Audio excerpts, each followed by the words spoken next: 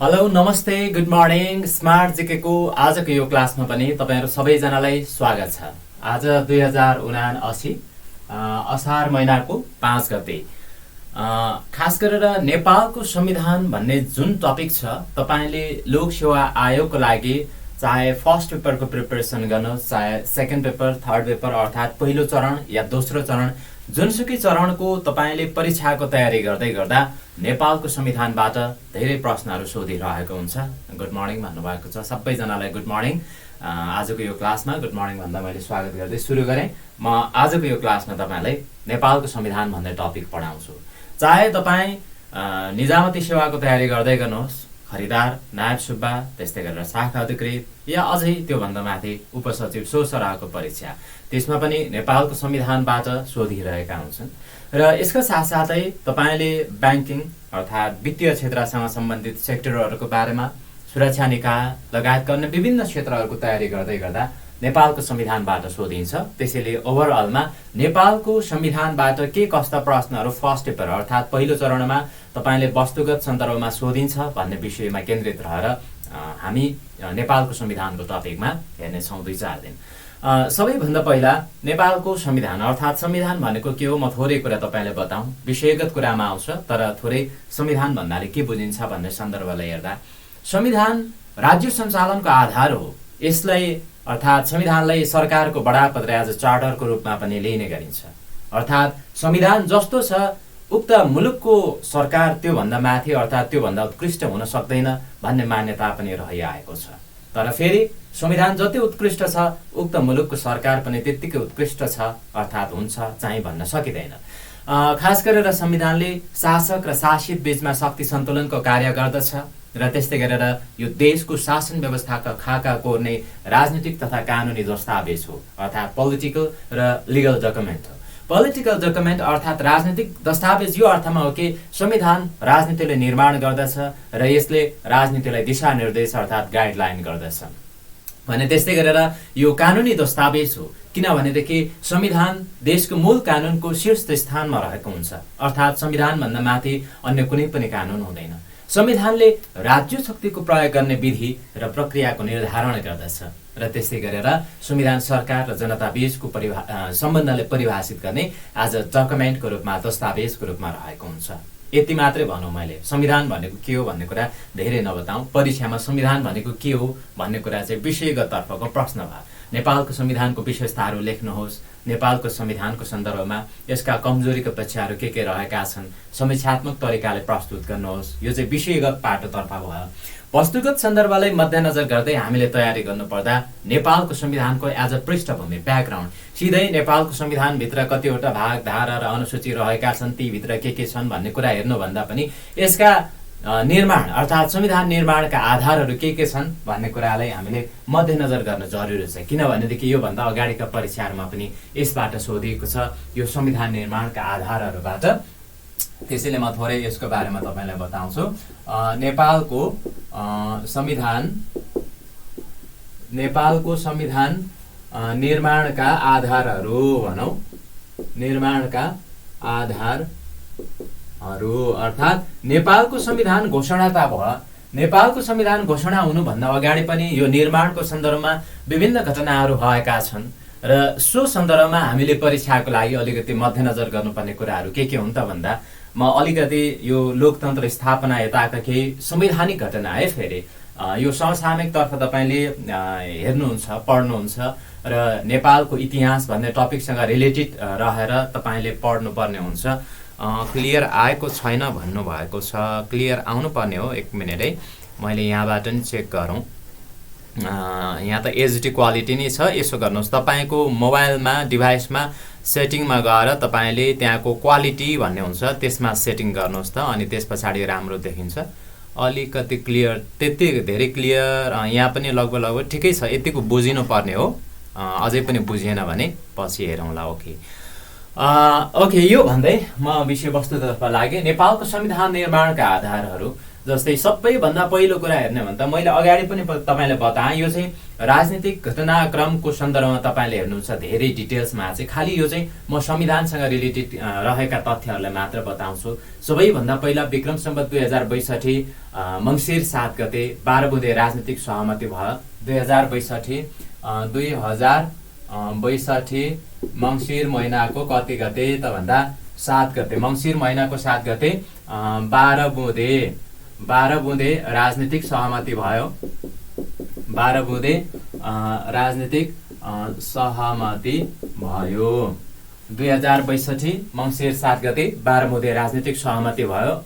यो भनेको चाहिँ प्रमुख 7 राजनीतिक दलहरू र त्यस्तै गरेर तत्कालीन नेकपा माओवादी बीचमा राजतन्त्रको अन्त्य अनि लोकतन्त्रको स्थापनार्थ भएको सहमति हो, राजनीतिक सहमति 2062 मङ्सिर 7 गते। अनि यही सहमतिको जगमा चाहिँ के भयो त भन्दा 2000 अर्थात् जनआन्दोलनको सन्दर्भमा 2062 कहिलेबाट सुरु भयो त भन्दा चैत महिनाको 24 गतेबाट दोस्रो जनआन्दोलन सुरु भयो।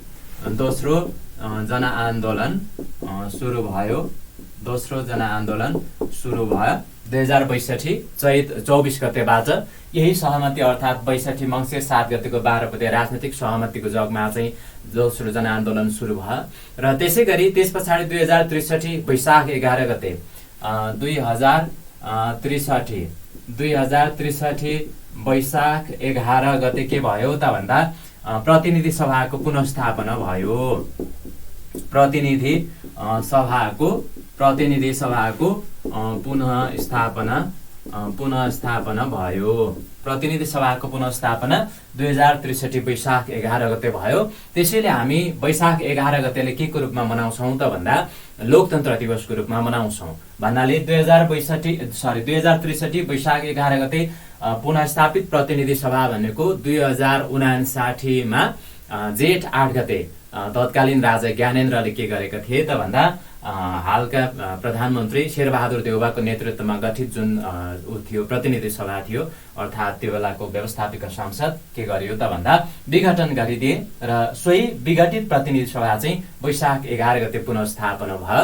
र त्यस्तै गरेर 2063 जेठ 4 गते 2063 अनि त्यस पछाडि जेठ 4 गते चाहिँ के भयो त भन्दा प्रतिनिधि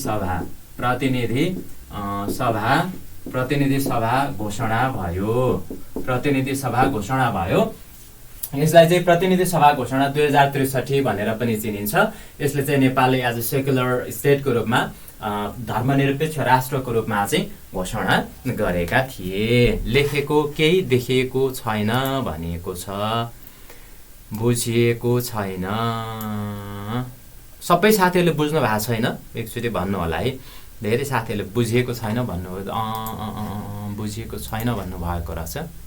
यतिको बुझ्नु पर्ने हो होइन। म चाहिँ यहाँ क्लियरै देखिरहेको छु, सम्भवतः कहिलेकाहीँ क्लियर छ भन्नुभएको छ। एकजना साथीले क्लियर छ, केशवजीले क्लियर छ भन्नुभएको छ। यहाँबाट स्ट्रिमिङ भएको कन्टेन्ट चाहिँ तपाईँकोमा क्लियरै आएको हुनुपर्छ। र मैले अगाडि पनि बताएँ कहिलेकाहीँ तपाईँको आफ्नै नेटवर्कको प्रब्लमले गर्दा पनि क्लियर नहुने अवस्था हुन्छ। अहिले क्लियर छ भन्नुभएको छ। ओके ल, त्यसो भएदेखि विषयवस्तुतर्फ नै लागेँ म।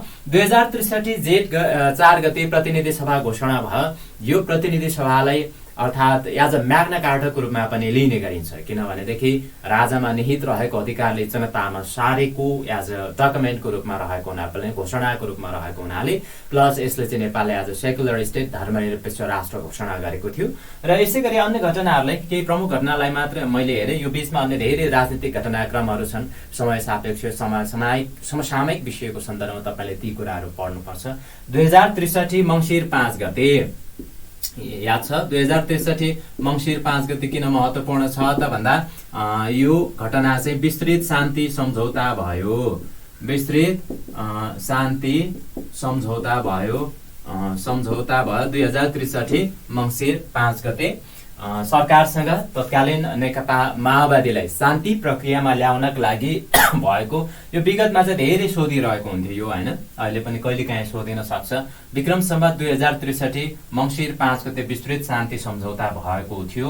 तत्कालीन विद्रोही नेकपा माओवादी र नेपाल सरकार बीचमा चाहिँ शान्ति सम्झौता भएको हो मङ्सिर 5 गते। कहिलेकाहीँ यो दुईटामा झुकिरहेको हुन्छ क्या, झुक्याइ पनि रहेको हुन्छ। अहिले त त्यति नहोला किनकि समसामयिक घटनाहरू तर्फ अन्य धेरै घटनाहरू भएका छन्। यस पछाडि मङ्सिर 5 गते 63 को मङ्सिर 5 मा चाहिँ विस्तृत शान्ति सम्झौता भएको हो। तर त्योभन्दा अगाडि मङ्सिर 7 चाहिँ 62 को हो। यसमा चाहिँ 12 बुँदे राजनीतिक सहमति भएको थियो र यसरी घटनाक्रमहरू घटेका छन्। त्यस पछाडि खास गरेर संविधानकै कुराहरूलाई हेर्दै जाउँ। 2063 माघ 1 गते याद छ होला तपाईँलाई। 2063 माघ 1 गते किन महत्त्वपूर्ण छ भनेदेखि यो दिन चाहिँ अर्थात् माघ 1 गते चाहिँ नेपालको अन्तरिम संविधान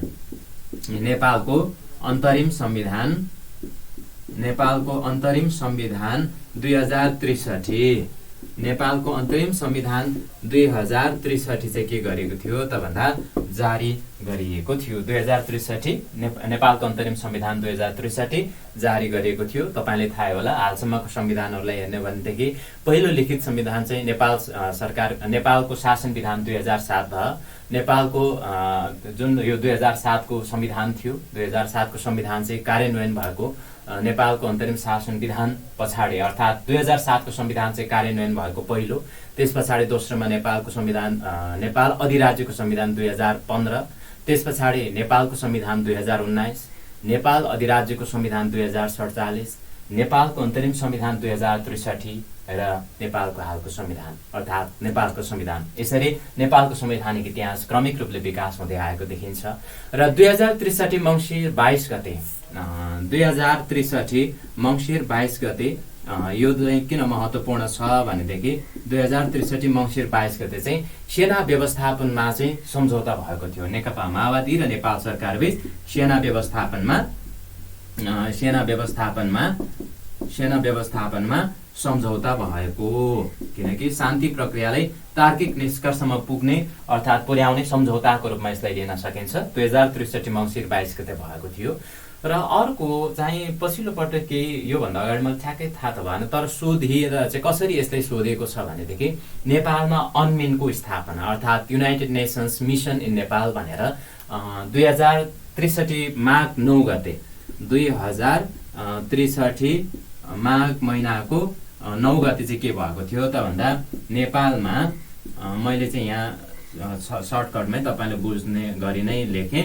अनमिन भने है मैले, यो भनेको चाहिँ United nations mission in Nepal अर्थात् नेपालमा चाहिँ संयुक्त राष्ट्र सङ्घीय मिसन नेपालमा अनमिनको स्थापना भने मैले यहाँ चाहिँ स्थापना कहिले भयो त भन्दा 2063 माघ 9 गते भएको हो नेपालमा अनमिनको स्थापना। र शान्ति प्रक्रियासँग सम्बन्धित कुराहरू यस्ता रहेका छन् अर्थात् द्वन्द्व व्यवस्थापनको महत्त्वपूर्ण दस्तावेजको रूपमा पनि लिन सकिन्छ नेपालको संविधान भन्ने सन्दर्भमा महत्त्वपूर्ण तथ्यहरू यसरी हामी हेर्न सक्छौँ। 2063 माघ 9 गते चाहिँ के गरियो त भन्दा अनमिनको स्थापना गरियो। र त्यस्तै गरेर यस पछाडि नेपालको संविधानसँग अलिकति बढी फोकस हौँ है समसामयिक अन्य विषय भन्दा पनि 2064 चैत 28 गते त तपाईँले बिर्सिनु भएकै छैन। 2064 चैत महिनाको 28 गते के भयो त भन्दा पहिलो संविधान सभाको निर्वाचन भएको हो। पहिलो संविधान सभाको निर्वाचन कहिले भयो त भन्दा 2064 चैत महिनाको 28 गते सबैभन्दा पहिलो संविधान सभाको चुनाव सम्पन्न भएको थियो। मैले माथिको मेन्टे साथीहरू। अनि त्यस पछाडि अर्को घटनालाई हेर्दा यस्तै महत्त्वपूर्ण घटनाहरूको सन्दर्भमा संविधान सभाको चुनाव चैत 28 गते भयो 2064। अनि त्यस्तै गरेर 2065 को घटनाहरूलाई हेर्ने भनेदेखि 2065 उसमा नेपालले गणतन्त्र घोषणा कहिले गरियो त भन्दा 2065 जेठ 15 गते 2065 जेठ 15 गते चाहिँ के गरियो त भन्दा नेपाललाई गणतन्त्र घोषणा गरियो अर्थात् गणतान्त्रिक नेपालको घोषणा नेपालले गणतन्त्र घोषणा भने मैले यहाँनिर घोषणा कहिले गरियो त भन्दा 2065 को जेठ 15 गतेको चाहिँ दिन चाहिँ राजतन्त्रको अन्त्य भयो अर्थात् यो 2064 चैत 28 गते पहिलो संविधान सभाको निर्वाचन भयो उक्त संविधान सभाको निर्वाचन भइसके पछाडि पछि जेठ 15 गते चाहिँ पहिलो संविधान सभाको बैठक बस्यो। उक्त बैठकले के गर्यो त भन्दा नेपाललाई गणतान्त्रिक मुलुकको रूपमा घोषणा गर्यो 2065 जेठ 15 गते। र त्यस्तै गरेर यस्तै घटनाहरूमध्ये यो नेपालको संविधानको उसलाई हेर्दा यो पहिलो जुन संविधान सभाको गठन भयो 2064 चैत 28 गते संविधान सभाको निर्वाचन भएर पटक पटक थप गरिएको म्यादको बावजुद पनि यसले संविधान निर्माण गर्न सकेन। त्यस पछाडि 2069 जेठ महिनाको कति गते त भन्दा 14 गते के गर्यो पहिलो संविधान सभा विघटन भयो। पहिलो संविधान सभा विघटन भयो। यसबीचका विभिन्न राजनीतिक घटनाक्रमहरू छ, त्यतातिर म लागिन। 2069 को जेठ 14 गते चाहिँ के भयो त भन्दा पहिलो संविधान सभा चाहिँ विघटन भयो। र त्यस पछाडि दोस्रो पटक संविधान सभाको निर्वाचन कहिले गरियो त भन्दा 2070 को मङ्सिर महिनाको कति गते त भन्दा 4 गते दोस्रो पटक संविधान सभाको निर्वाचन भयो। दोस्रो पटक संविधान सभाको निर्वाचन 2070 को मङ्सिर 4 गते गरियो। र त्यस्तै गरेर त्यस पछाडि चाहिँ यो संविधान सभाको निर्वाचन भएर बनेको संविधान सभाले चाहिँ नेपालको वर्तमान संविधान चाहिँ दिएको हो, अर्थात् बनाएको हो। र त्यस्तै गरेर सो सन्दर्भमा पनि 2072 असार महिनाको 14 गते चाहिँ 2072 असार महिनाको कति गते त भन्दा असार महिनाको 14 गते नयाँ संविधान अर्थात् नेपालको वर्तमान संविधानको नयाँ संविधानको भने मैले यहाँ नेपालको वर्तमान संविधान अर्थात् नयाँ संविधानको प्रारम्भिक मस्यौदा तयार गरिएको थियो। मस्यौदा कहिले तयार गरियो त भन्दा अर्थात् यो अहिलेको संविधानको ड्राफ्ट चाहिँ सबैभन्दा पहिला 2072 को असार 14 गते चाहिँ यसको ड्राफ्ट अर्थात् प्रारम्भिक मस्यौदा चाहिँ तयार गरिएको थियो नेपालको वर्तमान संविधानको। र त्यस्तै गरी त्यस पछाडि 7 प्रदेशको सीमाङ्कनको कुरा पनि नेपालको अहिलेको यो संविधान निर्माणमा चाहिँ गणतन्त्र भनेको त एउटा शासकीय पद्धति हो, जस्तै राजतन्त्र, गणतन्त्र, मुलुक सञ्चालन गर्ने पद्धति गणतन्त्र भन्नाले 2072 असार 14 गते नयाँ संविधान अर्थात् नेपालको वर्तमान संविधानको ड्राफ्ट अर्थात् प्रारम्भिक मस्यौदा तयार गरियो। र त्यस पछाडि 2072 कै भदौ 4 गते अर्को के भयो त भन्दा 2072 को भदौ 4 गते मैले यो किन उल्लेख गरेँ भनेदेखि नेपालको अहिलेको संविधान बन्नमा खाली संविधान सभाको निर्वाचन भएर यसले संविधान निर्माण गरेको बनाइएको मात्रै होइन, यसका अतिरिक्त जस्तै शान्ति सम्झौताका कुराहरू, त्यसलाई तार्किक निष्कर्षमा पुर्याउनु पर्ने कुराहरू, अनि यसका साथसाथै अर्को चाहिँ मुलुकको शासकीय संरचना कुन शासकीय संरचनामा जाने भन्नाले योभन्दा अगाडिको जुन अर्थात् योभन्दा अगाडिको जुन केन्द्रीकृत शासन प्रणाली थियो त्यसको ठाउँमा चाहिँ गणतन्त्रलाई अवलम्बन गर्दै जाने सन्दर्भमा संघीयतालाई कार्यान्वयन गर्ने जस्ता विषयहरू पनि यो संविधान सँगसँगै आउने भएको हुनाले 7 प्रदेशको सीमाङ्कन पनि महत्त्वपूर्ण विषय हो। 7 वटा प्रदेशहरू बनाउने भन्ने बीचमा दलहरू बीचमा सहमति भयो अनि त्यस पछाडि यो मिति अर्थात् 2072 को भदौ 4 गते चाहिँ 7 प्रदेशको सीमाङ्कनमा चाहिँ के भयो त भन्दा दलहरू सहमत भएको हो। दलहरू सहमत कहिले भयो त भन्दा 7 प्रदेशको सीमाङ्कन गर्ने अर्थात् 7 वटा प्रदेश बनाउने भनेर सो प्रदेशको सीमाङ्कनको सन्दर्भमा कुन कुन प्रदेशमा कतिवटा जिल्ला रहने, कुन कुन सीमामा रहने अर्थात् सीमाना कुन कुन रहने, कहाँ रहने भन्ने बीचमा चाहिँ 2072 भदौ 4 गते 7 वटा प्रदेशको बारेमा राजनीतिक दलहरू बीचमा सहमति जुट्यो अनि त्यस पछाडि मात्रै नेपालको संविधान निर्माण गर्ने काम चाहिँ अगाडि बढेको देखिन्छ। तदनुसार अर्थात् सोही अनुसारले 2072 को भदौ 30 गते 2072 को भदौ 30 गते 2072 भदौ 30 गते चाहिँ नेपालको संविधानको जुन विधेयक अर्थात् ड्राफ्ट थियो नेपालको संविधानको विधेयक चाहिँ के भयो त भन्दा विधेयक संविधान सभाबाट तत्कालीन संविधान सभाबाट 601 जना सभासदहरूबाट चाहिँ के भयो त भन्दा 2072 भदौ 30 गते नेपालको संविधानको विधेयक संविधान सभाबाट 2/3 बहुमतले पारित भयो। 2/3 बहुमतले पारित भयो। यसमा तपाईले सोधिन सक्ने कुराहरुमा अर्थात् यी कुराहरु बुझिराख्नुस्। मैले क्रमशः टाइमलाइनमा नै उल्लेख गर्दै आएको छु। 2072 को भदौ 30 गते चाहिँ के भयो त भन्दा नेपालको संविधानको विधेयक संविधान सभाबाट चाहिँ 2/3 बहुमतले पारित भयो र तपाईले यादै हुनुपर्छ, सायद यो भन्दा अगाडि पनि पढ्नु भएको छ भनेदेखि यो घटनाक्रमको सन्दर्भमा 2/3 बहुमतले पारित हुने सन्दर्भमा संविधानको पक्षमा, मैले यहाँनिर पक्षमा भने यो संविधान बनाउनु पर्छ अर्थात् यो संविधान चाहिँ निर्माण गरेर घोषणा गरिनु पर्दछ भन्ने पक्षमा चाहिँ यसको पक्षमा 507 मत परेको थियो। 507 मत परेको थियो र त्यस्तै गरेर यो संविधानको विपक्षमा पनि मत परेको थियो। संविधानको विपक्षमा पनि मत परेको थियो। जम्मा 25 मत चाहिँ यसको विपक्षमा परेको थियो भनेदेखि त्यस्तै गरेर यस बाहेक अर्थात् प्रक्रिया बाहिर चाहिँ 57 मत अर्थात् यहाँनिर 57 जना चाहिँ के थियो त भन्दा यो प्रक्रिया भन्दा बाहिर नै रहेका थिए। अर्थात् यसरी भदौ 30 गते नेपालको संविधानको विधेयक चाहिँ संविधान सभाबाट 2/3 बहुमतले चाहिँ पारित भयो र त्यसपछाडि 2072 असोज 1 गते 2072 को असोज 1 गते के भयो त भन्दा नेपालको जुन वर्तमान संविधान छ यो संविधानको प्रमाणीकरण भएको हो। संविधानको प्रमाणीकरण अर्थात् र्याटिफिकेसन भयो। 2072 को असोज 1 गते चाहिँ अहिलेको जुन वर्तमान संविधान छ यो संविधानको प्रमाणीकरण भएको थियो र सोही दिन चाहिँ 537 जनाले, यहाँ 507 मत पक्षमा परेको छ नजुकिन होला, यसमा 537 जनाले चाहिँ के गरे त भन्दा हस्ताक्षर गरेका थिए। 537 हस्ताक्षर भन्नुको मतलब उक्त दिन अर्थात् सोही दिन संविधान प्रमाणीकरण र्याटिफिकेसन भइसके पछाडि चाहिँ के गरियो त भन्दा 537 जनाले चाहिँ यसमा हस्ताक्षर गरेका थिए र त्यस पछाडि स्मरण रहोस् अर्थात् गाह्रो छैन 2072 हामीले पढ्दै आएको मिति, धेरै पटक पढेको मिति बल्ल आउँछ। 2072 असोज महिनाको 3 गते के भयो त भन्दा नेपालको संविधान जारी भयो। नेपालको संविधान जारी भयो। हेर्नुहोस् त हामीले धेरै पढिरहेका डेट बल्ल हामी आइपुग्यो।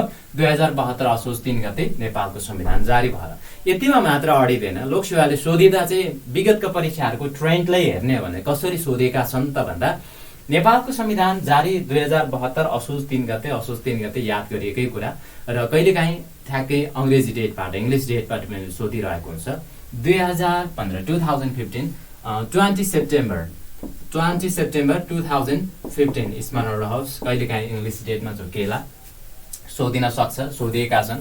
पढिरहेको कुरा 2072 को असोज 3 गते सबैजनाले पढ्ने कुरा हुन्, पढिरहेकै हुन्छन्। यसमा 20 सेप्टेम्बर 2015 चाहिँ यो संविधान जारी गरेको थियो र छ र त्यस्तै गरेर विगतमा के पनि सोधिएको छ भने कुन बार जारी गरेको थियो भनेर पनि सोधेका छन्। त्यसैले स्मरण रहोस् यो संविधान आइतबार अर्थात् सन्डे आइतबारको दिन जारी गरेको थियो। नेपालको संविधान जारी 2072 असोज 3 गते अनि 20 सेप्टेम्बर सोही अनुसारले आइतबारको दिन। र अब किनभने पुरानो पनि हुँदै गयो र पछिल्लो पटक धेरै समसामयिक घटनाहरू थपिँदै आएका छन् र हामीले अन्य कुराहरू पढिरहेका हुन्छौँ र परीक्षामा चाहिँ ठ्याक्कै बिर्सेको कुरा सोधिदिने हो तपाईले। यो संविधान जारी गर्दा प्रधानमन्त्री को थिए भनेर पनि सोधिरहेको हुन्छ।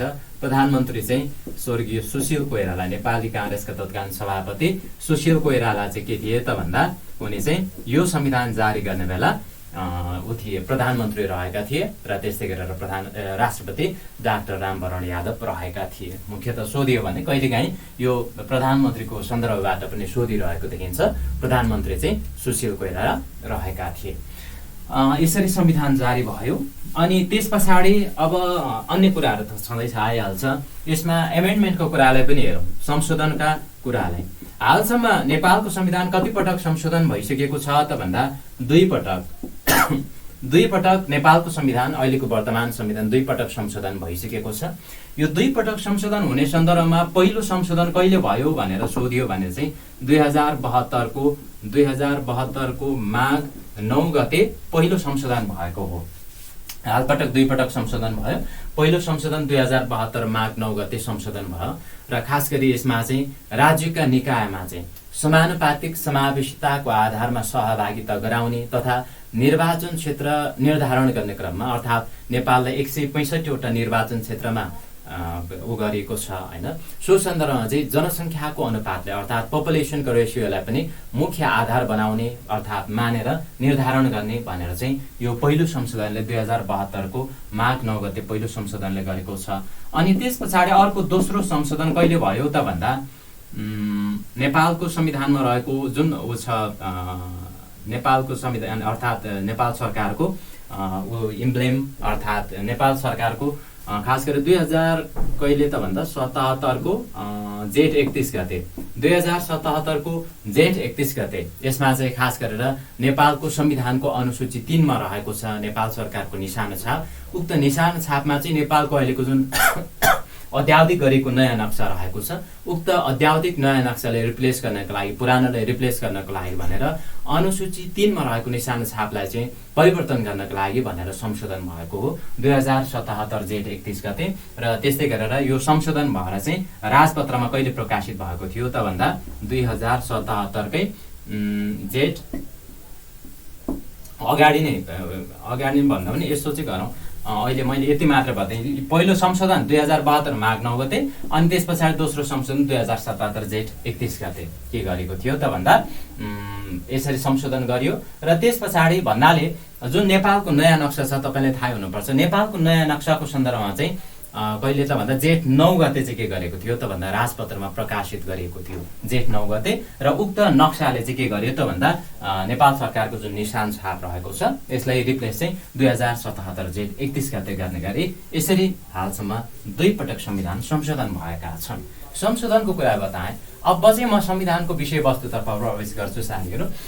सो सन्दर्भमा हामीले पढ्ने यसमा चाहिँ सुसंरचना भनेर के पढ्छौँ भनेदेखि नेपालको संविधानमा कतिवटा भाग रहेका छन् त भन्दा 35वटा भाग अर्थात् 35 च्याप्टर रहेका छन्।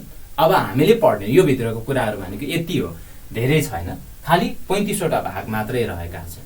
हामीले हेर्दै जाँदा कुन धारामा के रहेको छ भन्ने प्रोभिजनको बारेमा सोधिन्छ। अनि त्यस पछाडि जम्मा कतिवटा धारा रहेका छन् त भन्दा आर्टिकल 308 अर्थात् 308 वटा धाराहरू रहेका छन्। र यसका साथसाथै यी धाराहरूको अतिरिक्त के गरिएको छ त भन्दा अनुसूचीहरू रहेका छन्। अनुसूची पछाडिपट्टि अनुसूची अर्थात् शेड्युल रहेको छ। अनुसूची कतिवटा रहेका छन् त भन्दा 9 वटा रहेका छन्। तपाईले हामीले पढ्ने जुन असोज 3 गते रहेको छ त्यस पछाडि कहिलेकाहीँ सोधिरहने विषयहरूमध्ये यो पनि हो। कतिवटा भाग छ? 35वटा भाग छ। कतिवटा धारा छ? 308 वटा धारा छ। र कतिवटा अनुसूची रहेका छन्? 9 वटा अनुसूची रहेका छन्। हेर्दा त सजिलो लाग्छ हैन। अब यही भित्रका अर्थात् यही भित्रका कुराहरू हुन् तपाईँ हामीले पढ्नुपर्ने।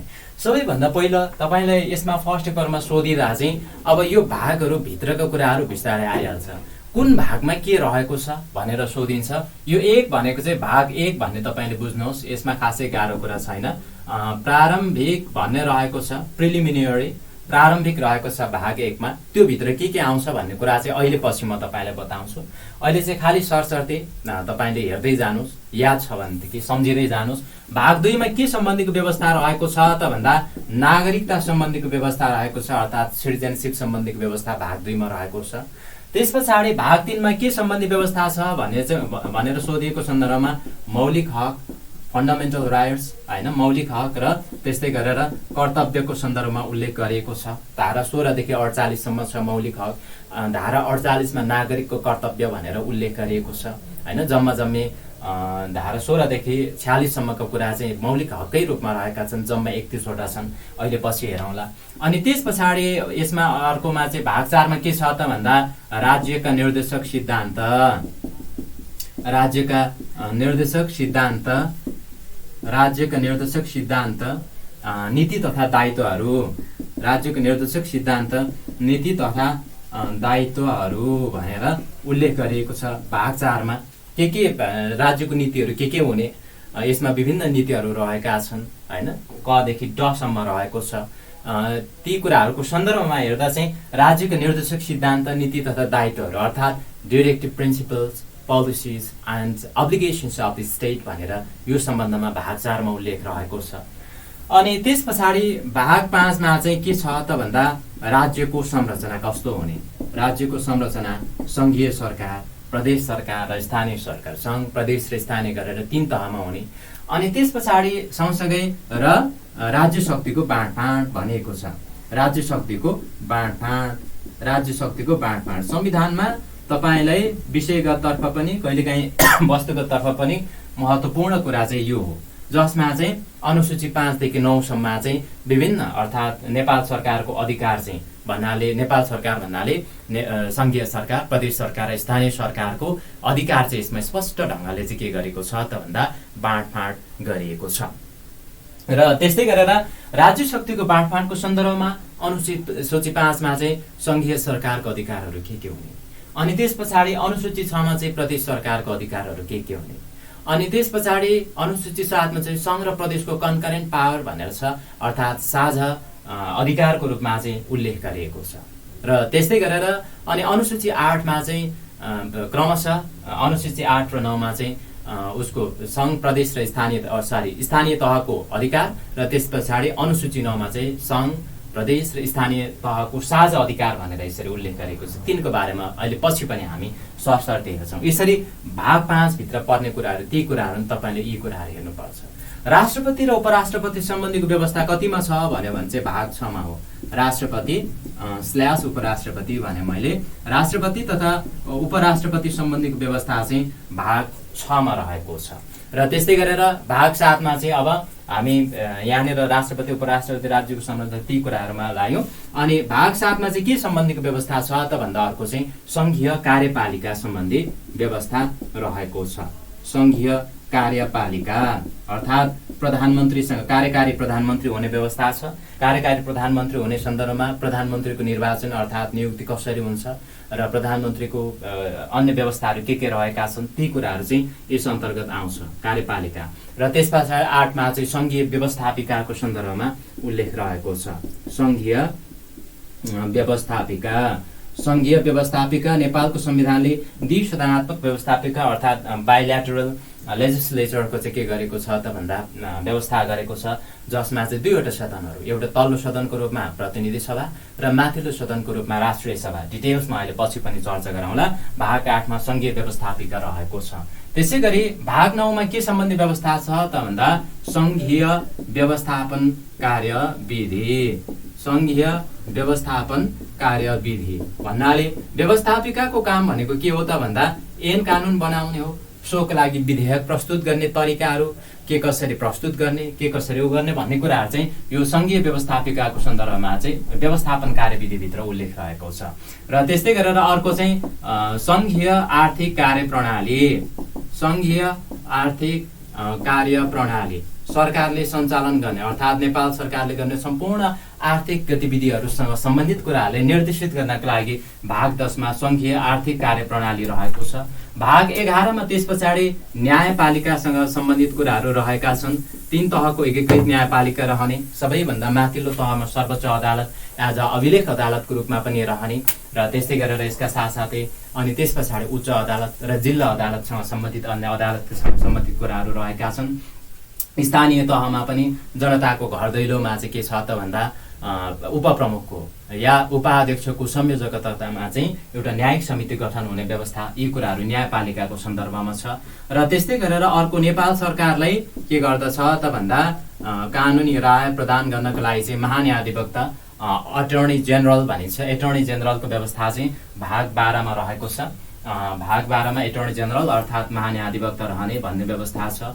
र भाग 13 मा अर्थात् प्रदेश कार्यपालिका सम्बन्धी के व्यवस्था, अब यसपछि भाग 13 पछि चाहिँ प्रदेशसँग सम्बन्धित सुरु हुन्छ, जसमा चाहिँ सबैभन्दा पहिला प्रदेश कार्यपालिका भनेर भाग 13 मा रहेको छ हैन। भाग 13 मा मैले यताको चाहिँ मेटेँ साथीहरू। जम्मा यसरी 35वटा भाग रहेका छन्। ती 35वटा भागहरूमा चाहिँ के रहेका छन् भन्ने कुरा बताइसके पछाडि अनि त्यस पछाडि भाग 1 बाट हामी सुरु गर्नेछौँ। भाग 13 मा यसरी प्रदेश कार्यपालिकाबाट सुरु हुन्छ र साथसाथै अनि त्यस पछाडि प्रदेश कार्यपालिका पछाडि अनि उसमा चाहिँ 14 मा प्रदेश व्यवस्थापिकासँग सम्बन्धित कुराहरू रहेका छन्। प्रदेश व्यवस्थापिका अर्थात् एक सदनात्मक प्रदेशमा चाहिँ प्रदेश सभा रहने भनेर प्रदेश व्यवस्थापिकाको सन्दर्भमा उल्लेख गरिएको छ। र त्यसै गरेर अर्को चाहिँ प्रदेश व्यवस्थापिका पछाडि भाग 15 मा चाहिँ प्रदेश व्यवस्थापन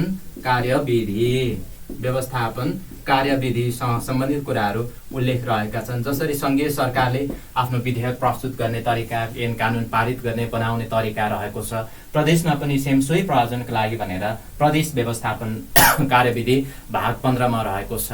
र सङ्घीय सरकारको आर्थिक गतिविधिलाई नियमित र नियन्त्रण र सबै कुरालाई गर्नका लागि चाहिँ आर्थिक अनुशासनका लागि चाहिँ जसरी सङ्घीय आर्थिक कार्यप्रणाली छ त्यसमा त्यस्तै गरेर प्रदेशमा पनि के छ त भन्दा प्रदेश आर्थिक कार्यप्रणालीसँग सम्बन्धित कुराहरू रहेका छन्।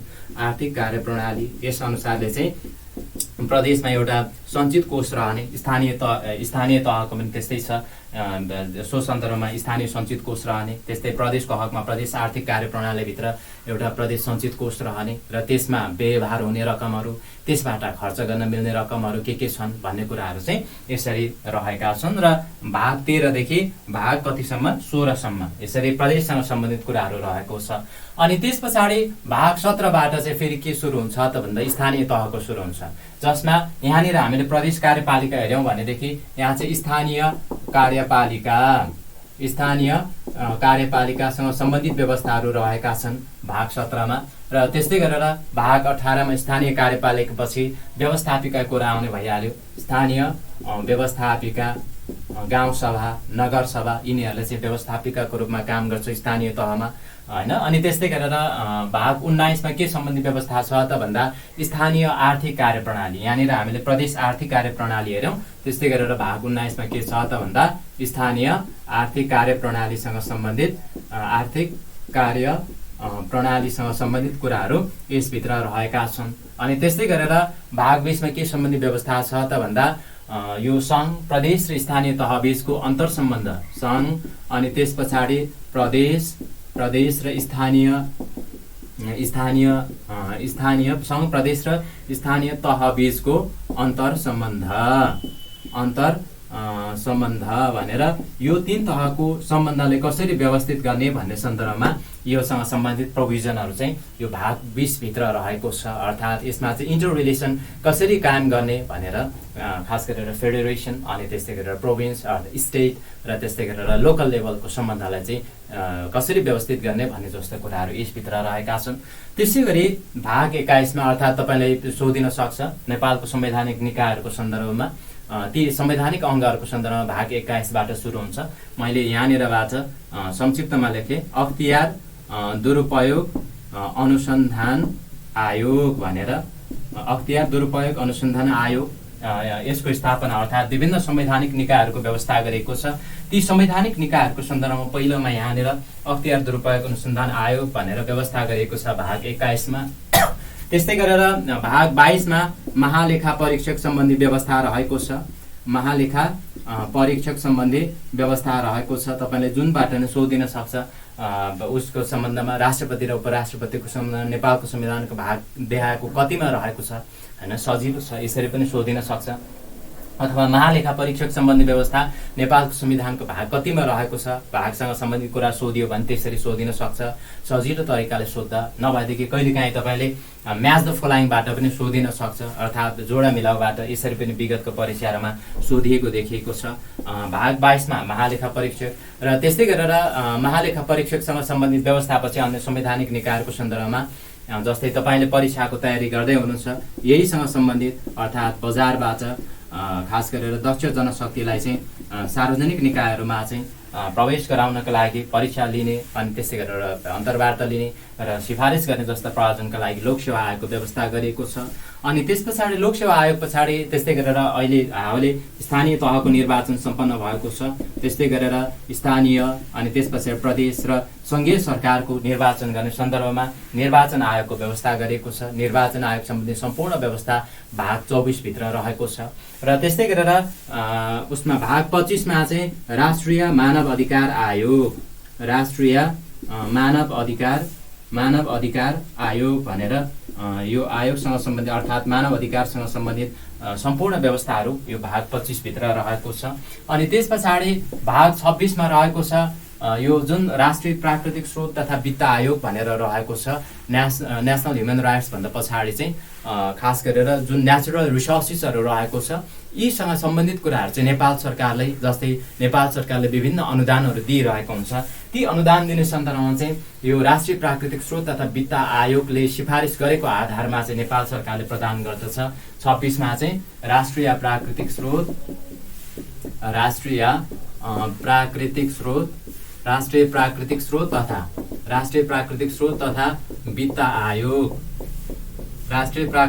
तथा वित्त आयोग भनेर यो सम्बन्धी व्यवस्था रहेको छ भाग 26 मा। र त्यस्तै गरेर भाग 27 मा अन्य विभिन्न आयोगहरू रहेका छन्। अन्य विभिन्न आयोगहरू, यसका अतिरिक्त अन्य आयोगहरूलाई चाहिँ यसरी अन्य आयोगहरू भनेर यसमा चाहिँ जस्तै जनजाति आयोग, मुस्लिम आयोग, थारू आयोग लगायतका अन्य विभिन्न आयोगहरू रहेका छन्। महिला आयोग, होइन, दलित आयोग लगायतका आयोगहरू रहेका छन्। तिनीहरूको बारेमा हामी पछि हेर्नेछौँ। र त्यस पछाडि भाग 28 मा चाहिँ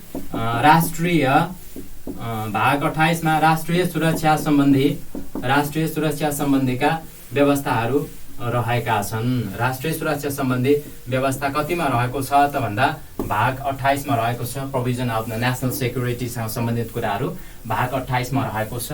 र त्यस्तै गरेर भाग 29 मा चाहिँ के छ त भन्दा राजनीतिक दलहरू सम्बन्धीको व्यवस्था रहेको छ। राजनीतिक दलहरूसँग सम्बन्धित व्यवस्थाको सन्दर्भबाट यसबाट चाहिँ तपाईलाई परीक्षामा सोधिदा चाहिँ जस्तै हालको अध्यावधिक राजनीतिक दलहरूको संख्या, होइन, ती कुराहरूसँग सम्बन्धित कुराहरू रहेका छन्। अनि त्यस पछाडि अर्को चाहिँ भाग 30 मा के सम्बन्धी व्यवस्था छ त भन्दा इमर्जेन्सी पावरसँग सम्बन्धित कुरा रहेको छ। सङ्कटकालीन अधिकार, नेपालको संविधानमा सङ्कटकालीन अधिकार सम्बन्धीको व्यवस्था भाग कतिमा रहेको छ भन्यो भनेदेखि योसँग सम्बन्धित इमर्जेन्सी पावरसँग सम्बन्धित कुराहरू चाहिँ सङ्कटकालीन अधिकारको सन्दर्भमा भाग 30 मा रहेको छ। र त्यस पछाडि भाग 31 मा चाहिँ एमेन्डमेन्टसँग सम्बन्धित कुराहरू अर्थात् नेपालको संविधान संशोधनसँग सम्बन्धित कुराहरू चाहिँ यसभित्र रहेको छ। संविधान संशोधनसँग सम्बन्धित कुराहरू चाहिँ भाग कतिमा छ त भन्दा 31 भित्र रहेको छ। 35 वटा भाग छ। हामी 32 मा पुग्यौँ। 32 मा चाहिँ विविध भनेर, जस्तै नेपालको राजधानी काठमाडौँ रहने भन्ने व्यवस्था कहाँ छ भन्दा यो विविध भन्ने उसभित्र रहेको छ। भागभित्र मिसलेनियस, होइन, लगायतका अन्य कुराहरू रहेका छन् भाग 32 मा। र त्यस्तै गरेर त्यस पछाडि भाग 33 मा चाहिँ यो ट्रान्जिसनल उसँग सम्बन्धित, प्रोभिजनसँग सम्बन्धित अर्थात् सङ्क्रमणकालीन व्यवस्थासँग सम्बन्धित कुराहरू यसभित्र रहेका छन्। सङ्क्रमणकालीन व्यवस्था भनेर उल्लेख गरिएको छ भाग 33 मा। र त्यस्तै गरेर अर्को छ भाग 34 जस अन्तर्गत चाहिँ परिभाषा र व्याख्यासँग सम्बन्धित। 34 मा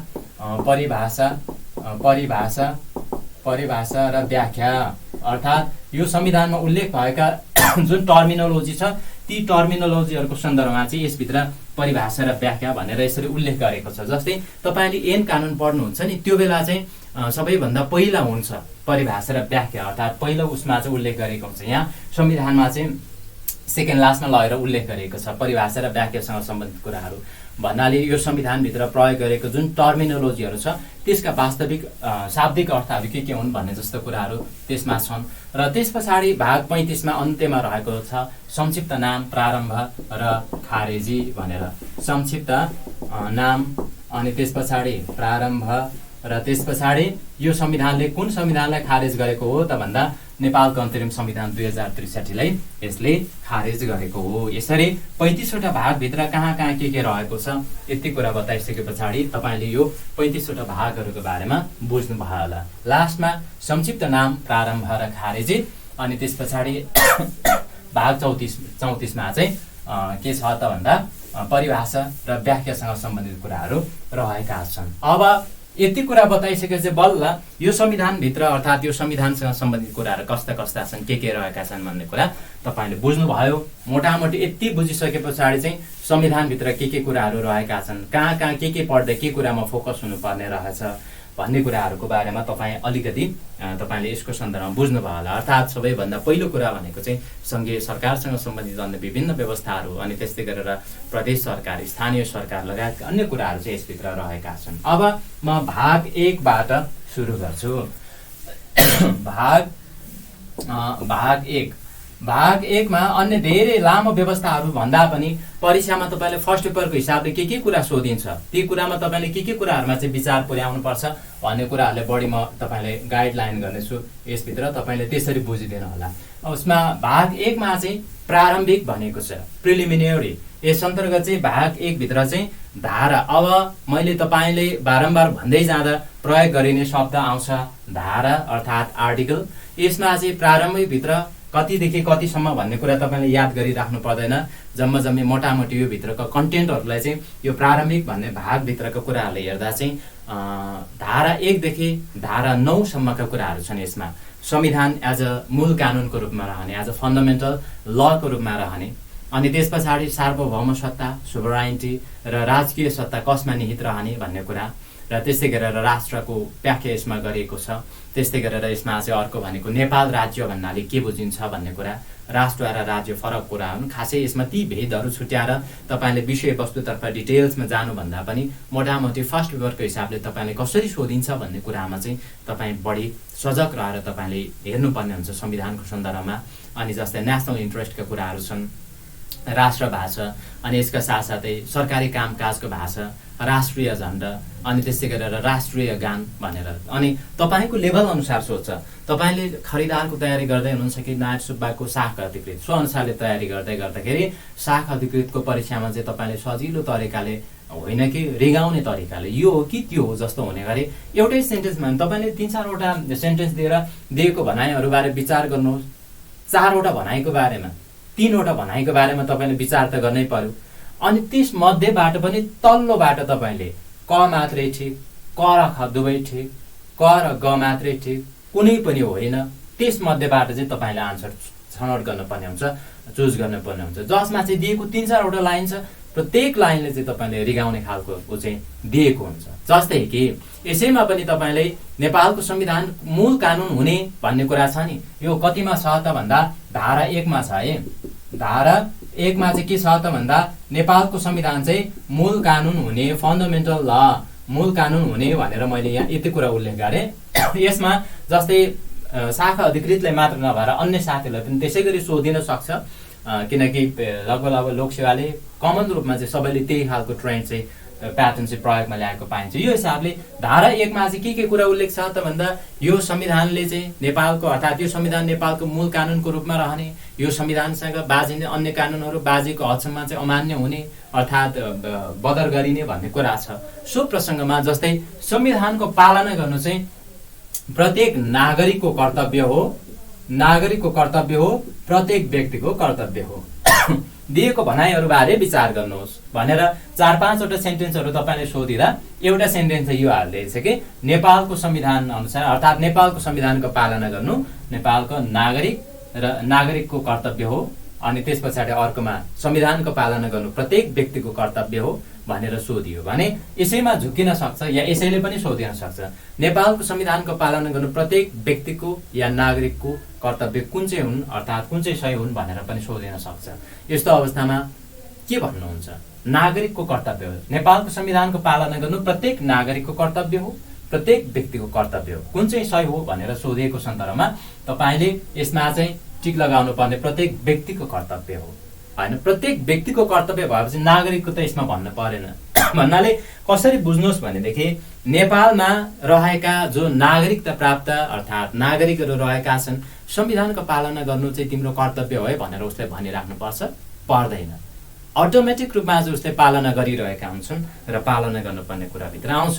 तर व्यक्ति भन्नाले चाहिँ कसरी बुझ्नुहोस् भने नेपाल सरहदभित्र छोटो अवधिका लागि घुम्नको लागि आएको कुनै पनि विदेशी पर्यटक नेपालभित्र आइसके पछाडि निजले नेपालको संविधानको पालना गर्नुपर्ने हुन्छ हो। यस्तो अवस्थामा प्रत्येक व्यक्तिको कर्तव्य हो। यो कुराहरूले पनि झुक्याइरहेको हुन्छ तपाईँले। त्यसैले संविधानको पालना गर्नु प्रत्येक व्यक्तिको कर्तव्य हुन आउँछ भनेर यो संविधानमा स्पष्ट रूपमा उल्लेख गरिएको छ। यसमा त्यसरी झुक्याउँछ।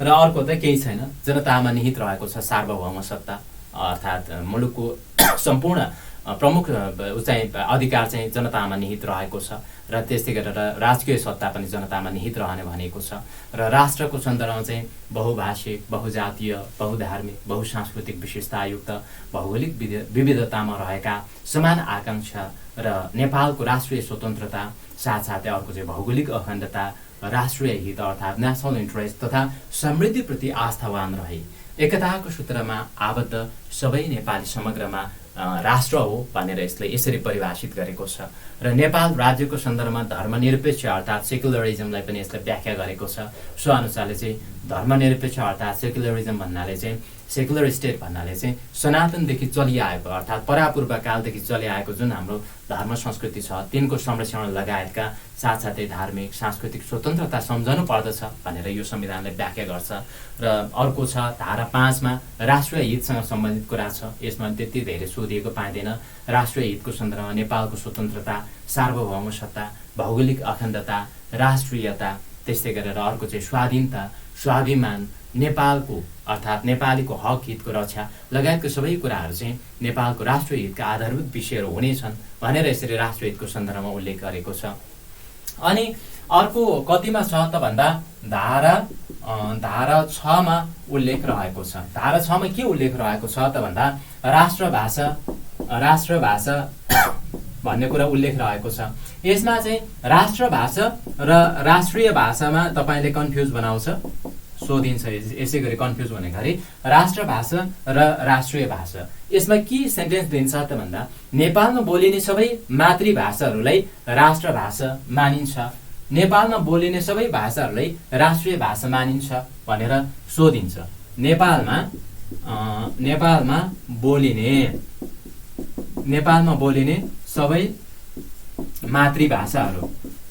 बोलिने सबै मातृभाषाहरू के हुन्, राष्ट्रिय भाषा हो कि राष्ट्रभाषा हो? यसमा तपाईले कन्फ्युज बनाउँछ र त्यस्तै गरेर यसमा कन्फ्युज नहोस्।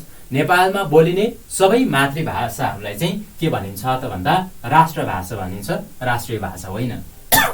नेपालमा बोलिने सबै मातृभाषाहरू राष्ट्रभाषा हुन्। यसरी यसमा कन्फ्युज नहुनु होला। मातृभाषाको सन्दर्भमा यसरी झुक्याउँछ तपाईले जुन धारा 6 मा रहेको छ। अनि त्यस पछाडि अर्को धारा 7 मा रहेकोमा पनि कहिलेकाहीँ सोधिरहेको हुन्छ। यो त खासै गाह्रो छैन, तपाईले मिलाइहाल्नुहुन्छ।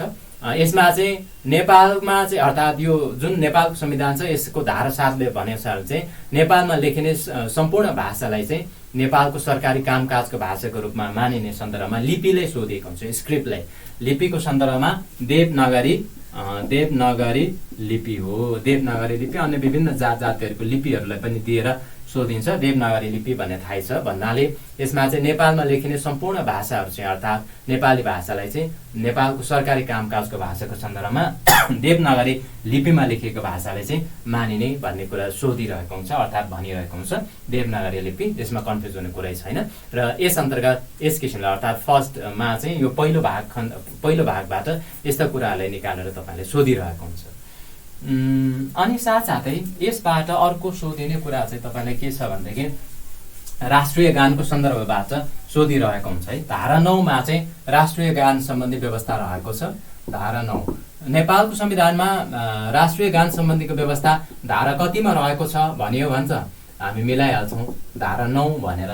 र अर्को कुरा चाहिँ कसरी पनि सोधिएको हुन्छ भने सामान्य र सजिलो गरी प्रायःजसो खरिदार अनि त्यस्तै गरेर 4-5 पहतिरको परीक्षाहरूमा सोधिरहन्छ। कसरी सोधिरहेको हुन्छ भने यसका रचनाकार भनेर पनि सोधिरहेको हुन्छ।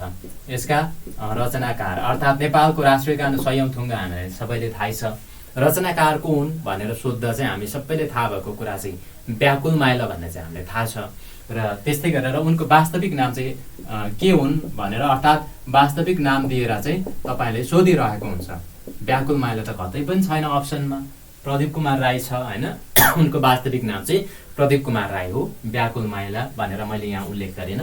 अनि उनी चाहिँ ओखलढुङ्गामा जन्मेका हुन्। र अर्को यो राष्ट्रिय गानबाट सोधिँदा तपाईँले शब्द भनेर पनि सोधिन्छ। यसमा जम्मा 45 वटा शब्द रहेका छन्। र त्यस्तै गरेर यसमा यो सार्वजनिक चाहिँ कहिले भयो भन्ने कुरालाई पनि सोधिएको देखेको छु विगतमा। यो गान चाहिँ कहिले सार्वजनिक भयो राष्ट्रिय गान भन्दा 2064 4 महिनाको कति गते भन्दा 18 गते 4 महिना 28 गते 2064 4 महिना 18 गते चाहिँ के गरियो त भन्दा साउन 18 गते चाहिँ यो राष्ट्रिय गान सार्वजनिक गरिएको थियो र यसरी यस्ता कुराहरूलाई पनि सोधिन सक्छ र विगतमा चाहिँ सोधिएको छ र यसमा सङ्गीत चाहिँ कसले भरेका हुन् त भन्दा अम्बर गुरुङले चाहिँ यसमा सङ्गीत दिएका हुन्।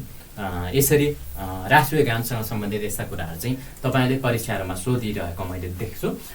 फर्स्ट पार्ट अर्थात् प्रारम्भिक भित्रबाट तपाईँले हेर्नुपर्ने प्रमुख कुराहरू यिनै हुन्। यसरी यस्ता कुराहरूलाई चाहिँ खास गरेर परीक्षामा यो हिसाबले सोधिन्छ। अनि त्यस पछाडि दोस्रोमा भाग 2 मा गएँ है म। भाग 2 मा आज भाग 3 सम्म पढाउन पाएँ भने हुन्थ्यो भन्ने छ। हेरौँ भाग 2 मा चाहिँ के सम्बन्धी व्यवस्था छ त भन्दा नागरिकता अर्थात् सिटिजनसिप सम्बन्धीको व्यवस्था रहेको छ। सिटिजनसिप अर्थात् नागरिकताको सन्दर्भमा धारा 10 देखि यसमा चाहिँ धारा 16 सम्म उल्लेख रहेको छ। नागरिकताबाट वञ्चित नगरिने, नेपाली नागरिक ठहर हुने जस्ता कुराहरू रहेका छन्। यो सन्दर्भमा चाहिँ नागरिकताको प्रसङ्गमा नेपालको संविधानमा नागरिकताको प्रसङ्गमा खास गरेर त्यो मात्रै नभएर एज ब्याकग्राउन्डमा चाहिँ थोरै कुरा पनि बताउँ। नागरिकता प्राप्ति भनेर मैले काउन्ट गर्दा चाहिँ 45 वटा छ। एकचोटि तपाईँले नै काउन्ट गरेर हेर्नुहोस् न।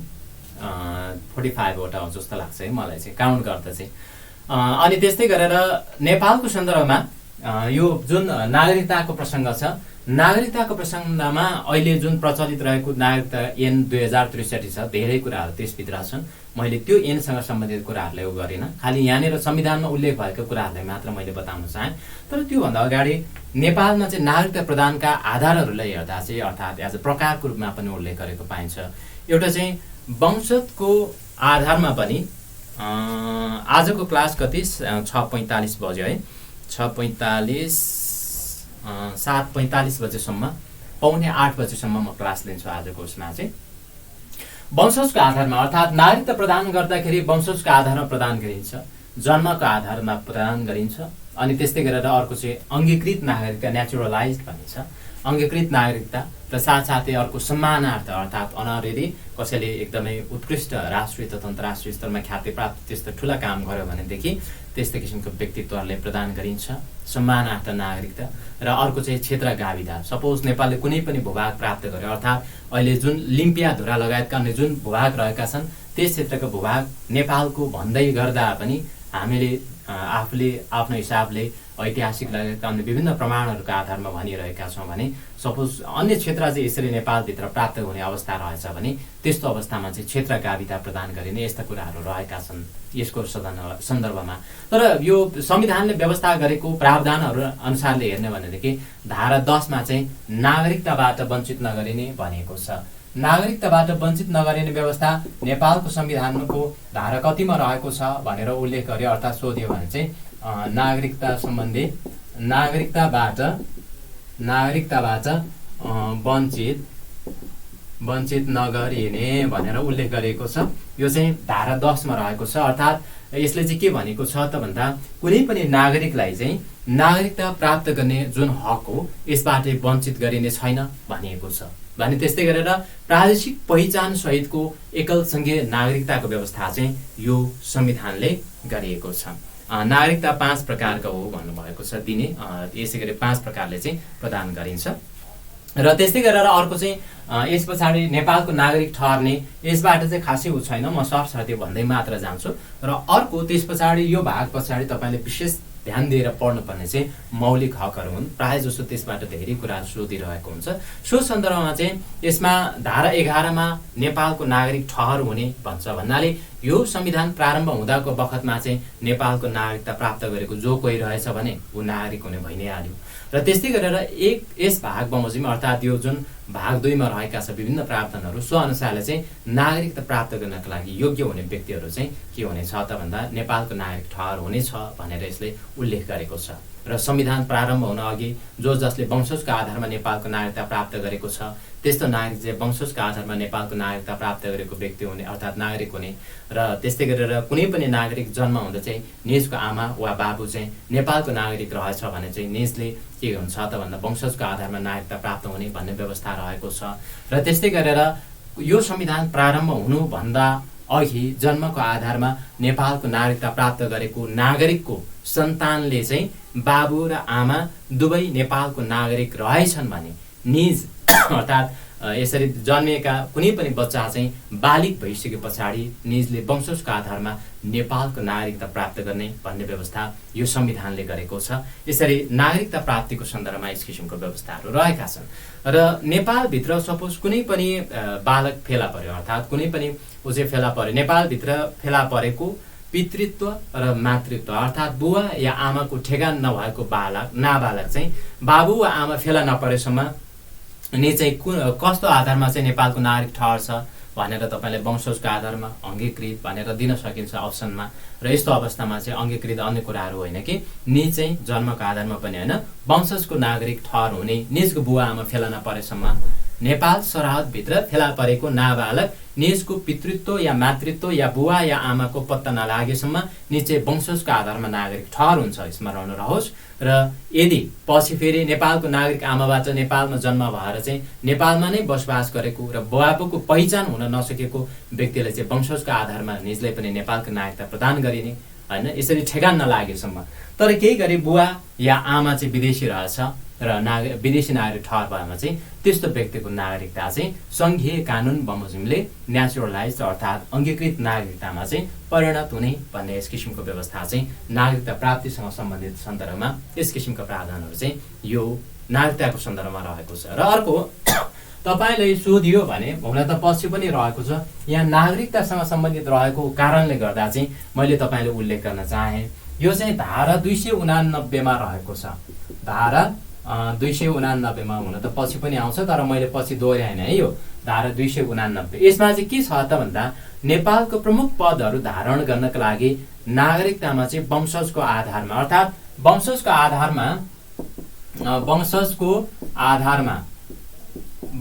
आधारमा नागरिकता प्राप्त भएकाले मात्र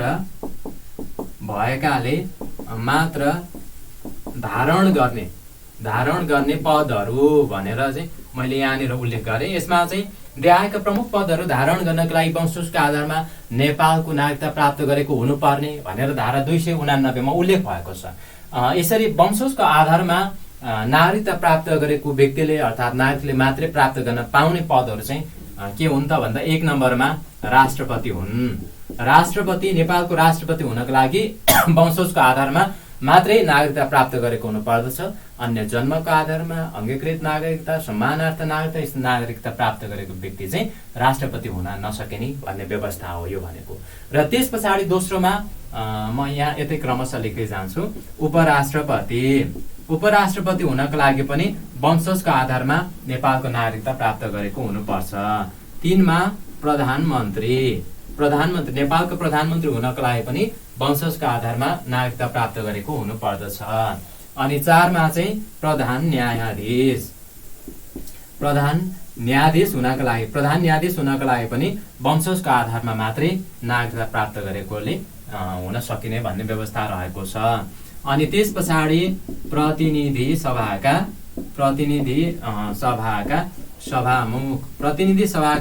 सभामुख हुनका लागि पनि वंशजको आधारमा नागरिकता प्राप्त गरेको हुनुपर्ने भन्ने व्यवस्था रहेको छ। अनि 6 मा राष्ट्रिय सभाका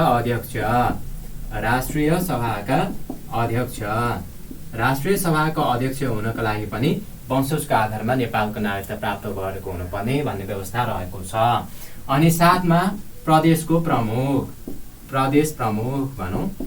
प्रमुख हुनका लागि अर्थात् प्रदेश प्रमुखको पदमा नियुक्ति हुनका लागि पनि वंशजको आधारमा नेपालको नागरिकता प्राप्त गरेको हुनुपर्ने भन्ने व्यवस्था रहेको छ। अनि त्यस पछाडि 8 मा चाहिँ प्रदेशको मुख्यमन्त्री हुनका लागि पनि वंशजको आधारमा नागरिकता प्राप्त गरेको हुनुपर्ने भन्ने व्यवस्था संविधानले गरेको छ धारा 289 अनुसार। र त्यस्तै गरेर अर्को चाहिँ कति पुग्यो 8 मा 9 मा चाहिँ प्रदेश सभाको सभामुख हुनका लागि पनि वंशजको आधारमा नागरिकता प्राप्त गरेको हुनुपर्ने भन्ने व्यवस्था रहेको छ। र त्यस पछाडि 10 वटा सम्म रहेको छ। 10औं मा चाहिँ सुरक्षा निकायका सुरक्षा निकायका प्रमुख हुनका लागि पनि के छ त भन्दा वंशजको आधारमा नागरिकता प्राप्त गरेको हुनुपर्दछ। यी 10वटा पदहरू छन्। यो जुन 10वटा पदहरू यसमा चाहिँ नियुक्ति हुनका लागि चाहिँ वंशजको आधारमा नागरिकता प्राप्त गरेको हुनुपर्दछ भन्ने व्यवस्था रहेको छ। र त्यस्तै गरेर वंशीय आधार तथा लैङ्गिक पहिचान सहितको नागरिकता प्रदान गर्ने भन्ने व्यवस्था यो संविधानले गरेको सन्दर्भमा लैङ्गिक पहिचान सहित चाहिँ यसमा नागरिकता प्रदान गर्ने भन्ने व्यवस्था पनि यसले गरेको छ, अर्थात् यो संविधानले उल्लेख गरेको पाइन्छ भने। त्यसै गरेर संविधानको सन्दर्भमा अर्को योभन्दा अगाडिको कुनै पनि संविधानले यस किसिमको व्यवस्था गरेको थिएन।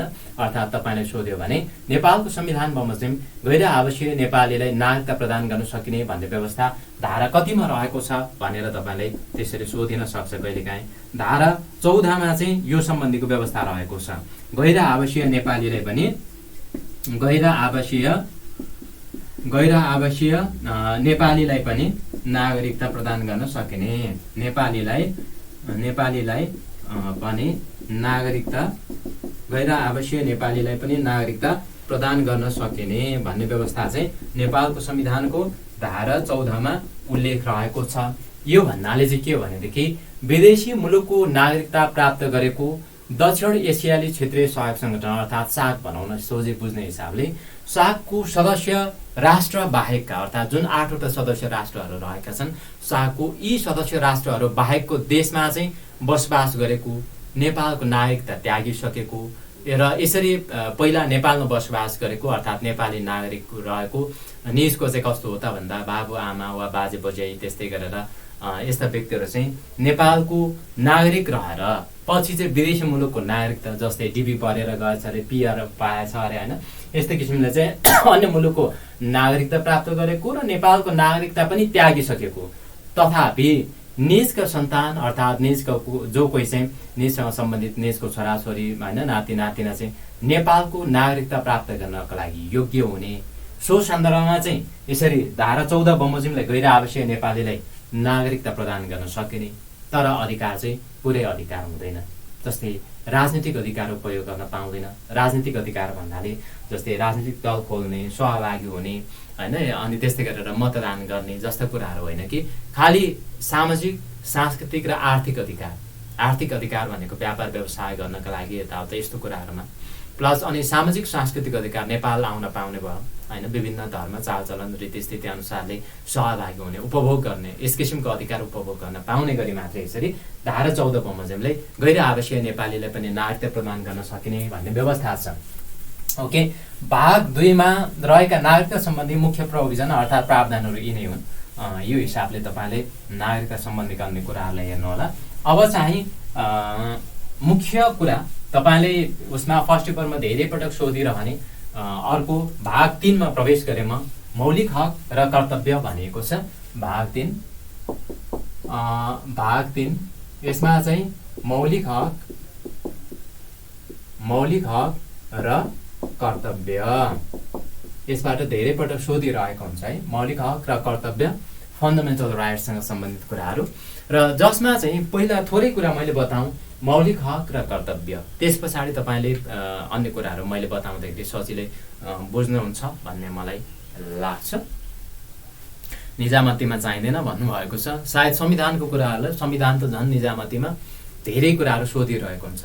सकेसम्म ब्याङ्किङ वित्तीय निकायहरूतर्फ पनि नसोधिने कुराहरू सोधिरहेको हुन्छ संविधानबाट सोधिँदा र जसमा चाहिँ जस्तै मौलिक हक र कर्तव्यकै सन्दर्भमा पनि योभन्दा केही समय अगाडिका प्रश्नहरूले अहिले त सामाजिक सञ्जालहरूमै पनि जति पनि पाइन्छ तपाईँले त्यसमा पनि सरसर्ती हेर्नुहोला आफ्नो आफ्नो तरिकाले कसरी सोधिएका छन्।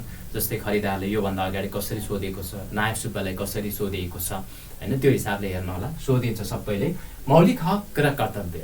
मौलिक हक भनेको चाहिँ मानिसको फन्डामेन्टल राइट्स हो अर्थात् आधारभूत अधिकार हो। हामीले जन्मेसँगै केही प्राकृतिक अधिकारहरू स्वतः प्राप्त गरेर आएका हुन्छन्। यस्ता हकहरूलाई चाहिँ मौलिक हकले समेट्दछ। तपाईँ जन्मिँदा नै जस्तै एज अ मानिस भएर पाउनुपर्ने मानिसले पाउनुपर्ने जे जति नैसर्गिक अधिकारहरू प्राकृतिक अधिकारहरू छन् ती कुराहरूलाई नै खास गरेर मौलिक हकले समेट्ने हो। जस्तै यसमा चाहिँ जस्तै खाद्यसँग सम्बन्धित कुराहरू, तपाईँले रोजगारीसँग सम्बन्धित कुराहरू, सम्मानपूर्वक बाँच्न पाउने कुराहरू, स्वतन्त्रतापूर्वक यो संसारमा जन्मिसकेपछि हिँडडुल गर्न पाउने स्वतन्त्रताको यी कुराहरू चाहिँ यसरी रहेका छन्। वंशजका आधारमा निजामतीमा उल्लेख गरेको छैन। मैले अघि अर्को चाहिँ भने निजामतीको सन्दर्भमा जुन मैले 10वटा तपाईँले प्रमुख पदहरू भने नि, त्यही 10वटा पदहरूको लागि मात्रै खास गरेर उसको लागि चाहिँ के छ त भन्दा वंशजको आधारमा नागरिकता प्राप्त गर्नुपर्ने भन्ने व्यवस्था रहेको छ। र थप अन्य व्यवस्थाहरूको लागि चाहिँ तपाईँले नागरिकता ऐन 2063 छ, त्यसमा पनि हेर्नुहोला। सङ्घीय कानुन बमोजिम हुने भन्ने व्यवस्था जुन छ नि यो नागरिकताको सन्दर्भमा, त्यो केसमा चाहिँ प्लस उसमा पनि नागरिकता ऐन 2063 पनि तपाईँले हेर्न सक्नुहुनेछ। ओके, अनि त्यस पछाडि मानव अधिकार संरक्षण र त्यस्तै गरेर प्रवर्धन गर्ने गरी व्यक्ति वा नागरिकले प्रदान गरिएका जुन हकहरू हुन् त्यसैले मौलिक हक भनिन्छ। आधारभूत अधिकारको प्रत्याभूति चाहिँ मौलिक हकले नागरिकले गराउने कार्य गर्दछ र राज्यको काम कारबाहीबाट अर्थात् शासक निरङ्कुश हुँदा पनि नागरिक अधिकारको कटौती हुन नसकोस् भनेर चाहिँ के गरिएको हो त भन्दा यसरी संविधानत मौलिक हकको व्यवस्था गरिएको हो। सरकार कहिलेकाहीँ स्वेच्छाचारी हुन सक्छ। सरकार स्वेच्छाचारी हुँदाखेरि सरकारको यस्तो स्वेच्छाचारी शक्तिबाट व्यक्ति वा नागरिक अधिकारहरूमा चाहिँ अतिक्रमण हुन नसकुन्, व्यक्ति या नागरिकको अधिकार चाहिँ कुण्ठित हुन नसकुन् भनेर चाहिँ मौलिक हकलाई चाहिँ हनन रहित बनाउन यसरी संविधानत अर्थात् संविधानमा स्पष्ट रूपमा उल्लेख गर्नु परेको हो। र यी कुराहरू चाहिँ हामी यहाँनिर चर्चा गर्नेछौँ। सम्मानार्थ नागरिक भन्नुभएको रहेछ। सम्मानार्थ नागरिक भन्नाले चाहिँ कस्तो नागरिकलाई बुझिन्छ त भन्दा जस्तै कुनै पनि व्यक्तिले जस्तै नेपालकै सन्दर्भलाई हेर्ने हो भने पनि कसले प्रदान गरिएको थियो त भन्दा सबैभन्दा पहिला सगरमाथा आरोहण गर्ने तेन्जिङ नोर्गे र हिलारी एडमन्डको सन्दर्भमा चाहिँ एडमन्ड हिलारीलाई चाहिँ नेपाल सरकारले कहिले दियो त भन्दा 29 मे 2003 दिएको हो। सम्मानार्थ नागरिक 29 मे 2013, 29 मे भन्न साथै सगरमाथा आरोहण गरेको दिनको कुरा पनि आउँछ यसमा। र यो हिसाबले चाहिँ उनले के गरेको थियो त भन्दा नागरिकता प्रदान गरेको थियो। कसैले चाहिँ आफ्नो मुलुकको समृद्धि प्रतिष्ठाले चाहिँ विश्वमा उच्च बनाउनका लागि अन्तर्राष्ट्रिय स्तरमा चाहिँ गर्नका लागि पनि एउटा महत्त्वपूर्ण योगदान दिएको खण्डमा चाहिँ त्यस्ता व्यक्तिलाई चाहिँ सम्मान स्वरूप प्रदान गरिने नागरिकता सम्मानार्थ नागरिकता हो। तपाईँलाई थाहा हुनुपर्छ एडमन्ड हिलारीले 29 मे 1953 के गरेका थिए त भन्दा सगरमाथाको सफल आरोहण गरेका थिए।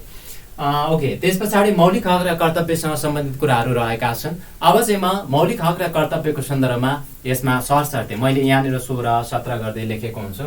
यो भनेको चाहिँ धारा हो, तपाईँले त्यो कुरा बुझ्नु होला। र मौलिक हक र कर्तव्यबाट तपाईँले सोधिँदा त्यो भित्रको कुरा जस्तै उसमा चाहिँ तपाईँले 16 देखि 48 सम्मका कुराहरूलाई क्रमशः सम्झिनु पर्ने पनि हुन्छ।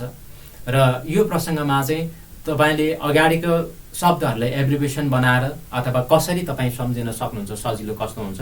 जस्तै मैले चाहिँ कहिलेकाहीँ परीक्षामा शाखा विकृतकै सन्दर्भमा पनि देखाएको मौलिक हकहरूको सही क्रम मिलाउनुहोस् भनेर तपाईँले उल्लेख गर्नको लागि यसरी पनि सोधिएको हुनसक्छ।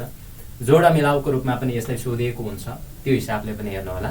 ससोसा सन्या अवयानिछु सदा सुगुसो स्वासी भारस्रा स्वाखा आमा बा दजी शास्त्र उद्देश्य मौन भनेर यसरी धारा 16 देखि 48 सम्मका अगाडिको लेटरहरूको एब्रिभेसन बनाएर पनि तपाईँले यसको क्रमलाई याद गर्न सक्नुहुन्छ। त्यसो भयो भनेदेखि परीक्षामा क्रमको आधारमा सोधियो भने पनि तपाईँको एक अङ्कभार मिसिङ नहुने गरी यसरी हेर्नुपर्ने हुन्छ। अझै एकचोटि बताऊँ भन्नाले यसमा केही छैन, खालि अगाडिको लेटरहरूलाई मात्र मैले कोडिङ गरेर भन्नुपर्दा तपाईँलाई ससोसा सन्या अयानिसु सदा सुगोसु स्वासी भारस्रा स्वाखा आमाबा दजु सस उद्देश्य मौन भनेर यो हिसाबले तपाईँले सम्झिन सक्नुहुन्छ। र नोट आउँछ, त्यसमा चिन्ता नगर्नुहोस्, होइन भइहाल्छ। धारा 16 मा भन्नाले मैले जुन स भने सम्मानपूर्वक बाँच्न पाउने सम्मानपूर्वक बाँच्न पाउने हक भनेर रहेको छ। सम्मानपूर्वक बाँच्न पाउने हक, right to live with dignity. र त्यस्तै गरेर त्यस पछाडि अर्को स्वतन्त्रताको हक छ। पहिलोमा सम्मानपूर्वक बाँच्न पाउने हक, दोस्रोमा स्वतन्त्रताको हक, त्यस्तै गरेर तेस्रोमा समानताको हक, अनि त्यस पछाडि चौथोमा सञ्चारको हक, त्यस्तै गरेर न्याय सम्बन्धीको हक, अनि अपराध पीडितको हक, र त्यस पछाडि यातना विरुद्धको हक, र त्यस्तै गरेर निवारक नजरबन्द विरुद्धको हक, छुवाछुत तथा भेदभाव विरुद्धको हक गरेर यसरी विभिन्न हकहरू चाहिँ धारा 16 देखि 48 सम्म उल्लेख रहेको छ। धारा 16 देखि 48 सम्म उल्लेख रहेको सन्दर्भमा धारा 16 बाट सुरु गरे सम्मानपूर्वक बाँच्न पाउने हक। तपाईले यही कुरा नसोधेर संविधान त पढेको हो, संविधानमा उल्लेख त छ, कुनै पनि व्यक्तिलाई चाहिँ मृत्युदण्ड नदिने भन्ने व्यवस्था नेपालको संविधानको धारा कतिमा उल्लेख गरेको छ यसरी सोधिन्छ है। पढ्न त पढियो, सम्मानपूर्वक बाँच्न पाउने हक धारा 16 मा रहेको छ भन्ने कुरा त याद छ, तर परीक्षामा कसरी सोधियो भनेदेखि मृत्युदण्ड अर्थात् कसैले पनि मृत्युदण्ड नदिने भन्ने व्यवस्था नेपालको संविधानको धारा कतिमा उल्लेख गरिएको छ भने चाहिँ तपाईले थाहा नहुन सक्छ। यो चाहिँ सम्मानपूर्वक बाँच्न पाउने हक भन्ने जुन धारा 16 छ, धारा 16 भित्र दुईटा कुरा छ। एउटा चाहिँ सबै व्यक्तिलाई चाहिँ सम्मानपूर्वक बाँच्न पाउने हकको अर्थात् हक हुनेछ भनेर उल्लेख गरिएको छ। Every person shall have the right to live with dignity भन्ने कुरा। र दोस्रोमा चाहिँ उल्लेख गरेको यो धारा 16 भित्रको अर्को सम्झिनुपर्ने कुरा चाहिँ कसैले पनि मृत्युदण्ड दिने गरी कानुन बनाइने छैन भनेर उल्लेख गरिएको छ। यति कुरा हो तपाईले सम्मानपूर्वक बाँच्न पाउने हकमा बुझ्नुपर्ने कुरा। अनि त्यस पछाडि धारा 17 मा चाहिँ के सम्बन्धी व्यवस्था छ त भन्दा स्वतन्त्रताको हक। मैले नेपालीमा मात्रै लेखेँ, इङ्ग्लिसमा तपाईले लेख्न सकिहाल्नुहुन्छ। स्वतन्त्रताको हक भन्नाले राइट टु फ्रिडम, इङ्ग्लिस मिडियमबाट हेर्ने साथीहरूले स्वतन्त्रताको हक। स्वतन्त्रताको हकको सन्दर्भमा चाहिँ के कुरा उल्लेख छ त भन्दा प्रत्येक नागरिकलाई चाहिँ विभिन्न स्वतन्त्रताहरू प्राप्त हुने भन्ने कुरा रहेको छ। अब परीक्षामा चाहिँ तपाईले कसरी सोधिन्छ भने अन्य कुराहरुमा सबैमा यसरी छैन हैन। तपाईले केही कुराहरुमा याद गर्नुपर्छ। सम्मानपूर्वक बाँच्न पाउने हकमा मैले अघि नै भनिहालेँ, मृत्युदण्ड भन्ने कुरा चाहिँ सम्मानपूर्वक बाँच्न पाउने यो धारा 16 लाई सम्झिनु होला। अनि स्वतन्त्रताको हक भनेर चाहिँ यो भित्रबाट पनि परीक्षामा खेलिन्छ अर्थात् सोधिन्छ तपाईलाई घुमाइ फिराइ। नेपालको नागरिकले प्राप्त हुने स्वतन्त्रताको हक मध्ये देखाएको कुन चाहिँ होइन भन्ने कुरा तपाईले छुट्याउनु पूर्व त तपाईले संविधानमा कुन कुन कुरा चाहिँ उल्लेख रहेको छ स्वतन्त्रताको हक अन्तर्गत धारा 17 मा भन्ने कुरा तपाईले बुझ्नै पर्छ। अनि त्यसपछि मात्रै तपाईले छुट्याउन सक्नुहुन्छ। यसमा चाहिँ 1 नम्बरमा के छ त भन्दा विचार र अभिव्यक्तिको स्वतन्त्रता। विचार र अभिव्यक्तिको स्वतन्त्रता भनिएको छ। अभिव्यक्तिको स्वतन्त्रता यो भनेको चाहिँ नेपाली नागरिकलाई मात्र प्राप्त हुन्छ है, स्मरण रहोस्, नागरिकलाई मात्र प्राप्त हुने हो भन्नाले यहाँ कुनै पनि विदेशी अर्थात् कुनै पनि व्यक्ति अन्य व्यक्ति आएर चाहिँ विचार र अभिव्यक्तिको स्वतन्त्रताको उपयोग गर्न थाल्यो भने के हुन्छ? यो बेला झन् एमसीसी एसपीपी अनेक आइरहेछन् हैन। यस्तो अवस्थामा यसरी यो चाहिँ नागरिकलाई मात्र प्राप्त हुने हक हो, अधिकार हो, स्वतन्त्रताको हक। र त्यस्तै गरेर बिना हात हतियार यसमा उल्लेख भएको अर्को चाहिँ बिना हात हतियार शान्तिपूर्वक भेला हुने स्वतन्त्रता भनिएको छ। बिना हात हतियार शान्तिपूर्वक भेला हुने स्वतन्त्रता अर्थात् freedom to assemble peaceable and without arms भनेर यसरी बिना हात हतियार शान्तिपूर्वक भेला हुने स्वतन्त्रता भनेर यो अधिकार प्राप्त छ। र अर्को चाहिँ राजनीतिक दल खोल्न पाउने स्वतन्त्रता। राजनीतिक दल खोल्न पाउने स्वतन्त्रता यो नागरिकलाई प्राप्त स्वतन्त्रता हो, अर्थात् स्वतन्त्रताको हक अन्तर्गत यी अधिकारहरू प्राप्त रहेका छन्। राजनीतिक दल खोल्न पाइन्छ। र त्यस्तै गरेर विभिन्न सङ्घ संस्था खोल्न पाउने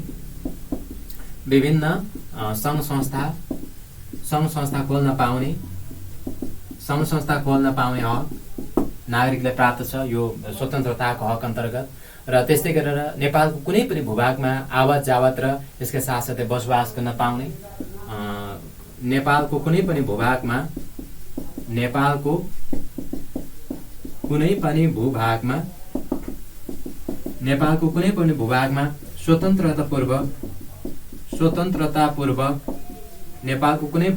स्वतन्त्रतापूर्वक आवत जावत र त्यस्तै गरेर बसोबास मैले यता माथि लेखेँ, बसोबास गर्न पाउने। नेपालको कुनै पनि भूभागमा स्वतन्त्रतापूर्वक आवत जावत र बसोबास गर्न पाउने स्वतन्त्रताको हक नागरिकलाई प्राप्त रहेको छ। र त्यस्तै गरेर नेपालको कुनै पनि भागमा पेशा रोजगार गर्ने, नेपालको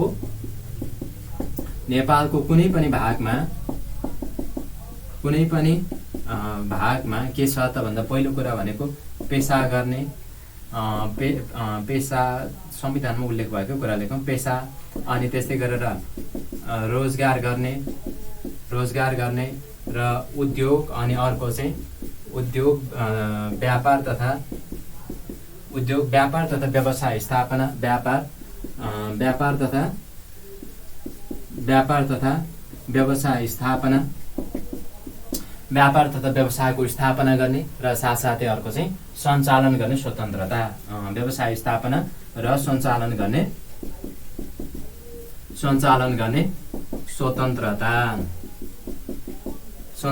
स्वतन्त्रता। यी स्वतन्त्रताको हक तथा अधिकार चाहिँ नेपालको संविधान अनुसारले नागरिकलाई प्राप्त हुने भन्ने कुरा चाहिँ उल्लेख गरिएको छ।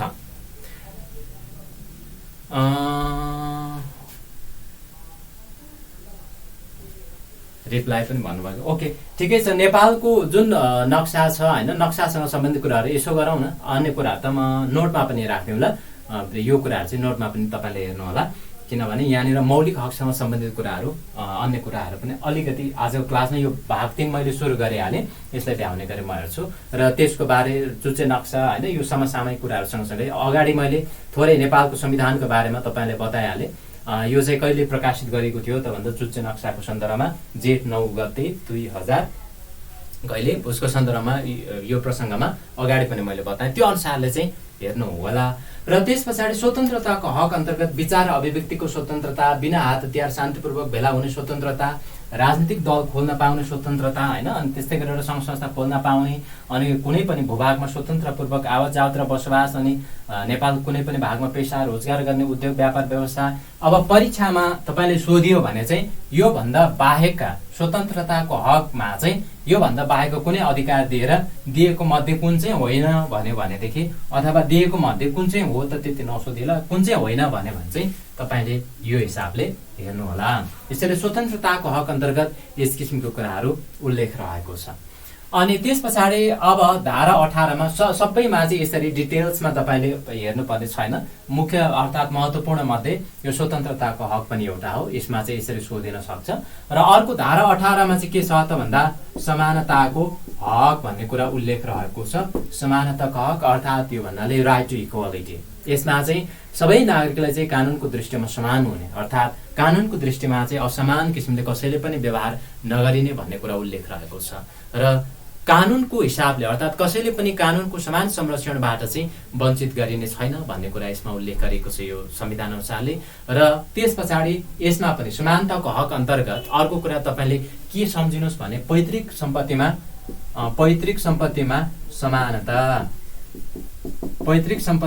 समान हक भनौँ न, यहाँनिर पैतृक सम्पत्तिमा समान हक। जस्तै यसलाई पनि तपाईँलाई अलिकति झुक्याउने गरी सोधियो अर्थात् घुमाएर सोधियो भनेदेखि नेपालको संविधानले हामी के भन्छौँ त भन्दा अहिलेको संविधानले, जबकि योभन्दा अगाडिको कुनै पनि संविधानले दिएको थिएन, चाहे छोरा होस् चाहे छोरी होस्, पैतृक सम्पत्तिमा समान रूपमा हक अधिकार हुने भनेर उल्लेख गरिएको छ। यो प्रसङ्गमा पैतृक सम्पत्तिमा समान हक हुने भन्ने व्यवस्था नेपालको संविधानको धारा कतिमा अर्थात् कुनमा गरिएको छ भन्यो भने स्मरण रहोस्, यो समानताको हकसँग सम्बन्धित रहेको छ। हामी कहाँनिर झुक्किन सक्छौँ भने पैतृक सम्पत्तिमा समानता भन्न साथै हामी छोराछोरी सम्झिन्छौँ दुवैले, त्यसैले चाहिँ महिलाको हकतिर चाहिँ तपाईँले टिक लगाउने अवस्था हुनसक्छ।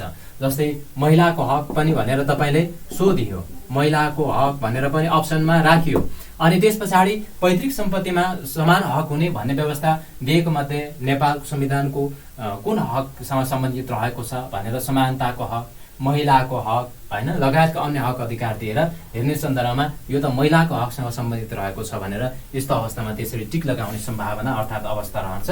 यस्तो कुरामा ख्याल राख्नु होला।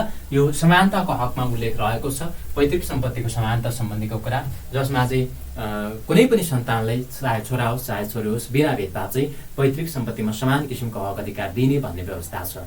नागरिकहरूको बीचमा उत्पत्ति, त्यस्तै गरेर धर्म, वर्ण, लिङ्ग, जात जाति, भाषा भाषी, आर्थिक अवस्था अन्य कुनै पनि आधारमा चाहिँ भेदभाव नगरिने भन्ने कुरा नै के हो त भन्दा समानताको हक हो। र त्यस पछाडि धारा 19 को सन्दर्भमा चाहिँ सञ्चारको हकसँग सम्बन्धित कुरा रहेको छ। सञ्चारको हक, राइट टु कम्युनिकेसन, सञ्चारको हक, राइट टु कम्युनिकेसन अर्थात् यो भन्नाले चाहिँ कुनै पनि विद्युतीय प्रकाशन गर्ने कुरा, प्रसारण गर्ने कुरा र त्यस्तै गरेर छापा लगायतका अन्य जुनसुकै माध्यमबाट पनि कुनै पनि समाचार सम्पादकीय लेख रचनाहरू प्रकाशित गर्न, पाठ्य तथा श्रव्य दृश्य सामग्रीहरू प्रकाशन प्रसारण गर्नका लागि चाहिँ के गरिने छैन त भन्दा प्रतिबन्ध लगाइने छैन भन्ने अधिकार अर्थात् हकको रूपमा चाहिँ यसरी सञ्चारको हकभित्र त्यो कुरा उल्लेख गरेको छ। र त्यस्तै गरेर अर्को रहेको छ धारा 20 मा न्याय सम्बन्धी हक भनिएको छ। न्याय सम्बन्धी हक भनिएको छ।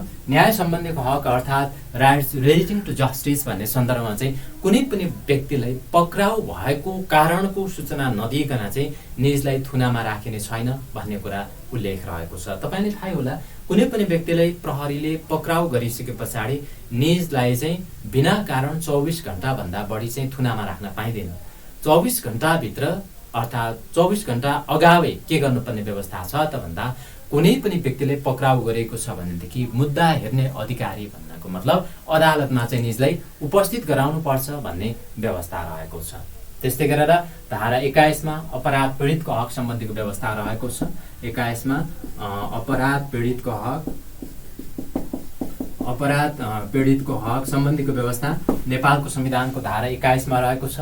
अपराध पीडितको हक भन्नाले अपराध पीडितलाई चाहिँ आफू पीडित भएको अर्थात् कसैले चाहिँ क्राइम कमिट गरेको उसमा चाहिँ अभियोग लगाएर चाहिँ थुनामा राखिएको छ भनेदेखि आफू पीडित भएको मुद्दाको अनुसन्धान तथा कारबाही सम्बन्धी जानकारी पाउने हक हुनेछ। म केही गरेर कुनै पनि क्राइम कमिट गरेको अभियोगमा चाहिँ मलाई मुद्दा लगाएर जेल चलान गरिएको छ भनेदेखि मेरो मुद्दाको बारेमा के हुँदैछ हैन त्यो कुराहरूको जानकारी मैले पाउने हक हुन्छ भन्ने कुरा चाहिँ यो संविधानले यसरी अपराध पीडितको हकको सन्दर्भमा उल्लेख गरेको छ। अपराध पीडितलाई कानुन बमोजिम सामाजिक पुनर्स्थापना र साथसाथै क्षतिपूर्ति सहितको न्याय सम्बन्धीको हक पाउने अर्थात् हुने भन्ने व्यवस्था चाहिँ अपराध पीडितको हकको सन्दर्भमा उल्लेख छ भने त्यस्तै गरेर धारा 22 मा चाहिँ यातना विरुद्धको हक भनेर उल्लेख गरेको छ। यातना विरुद्धको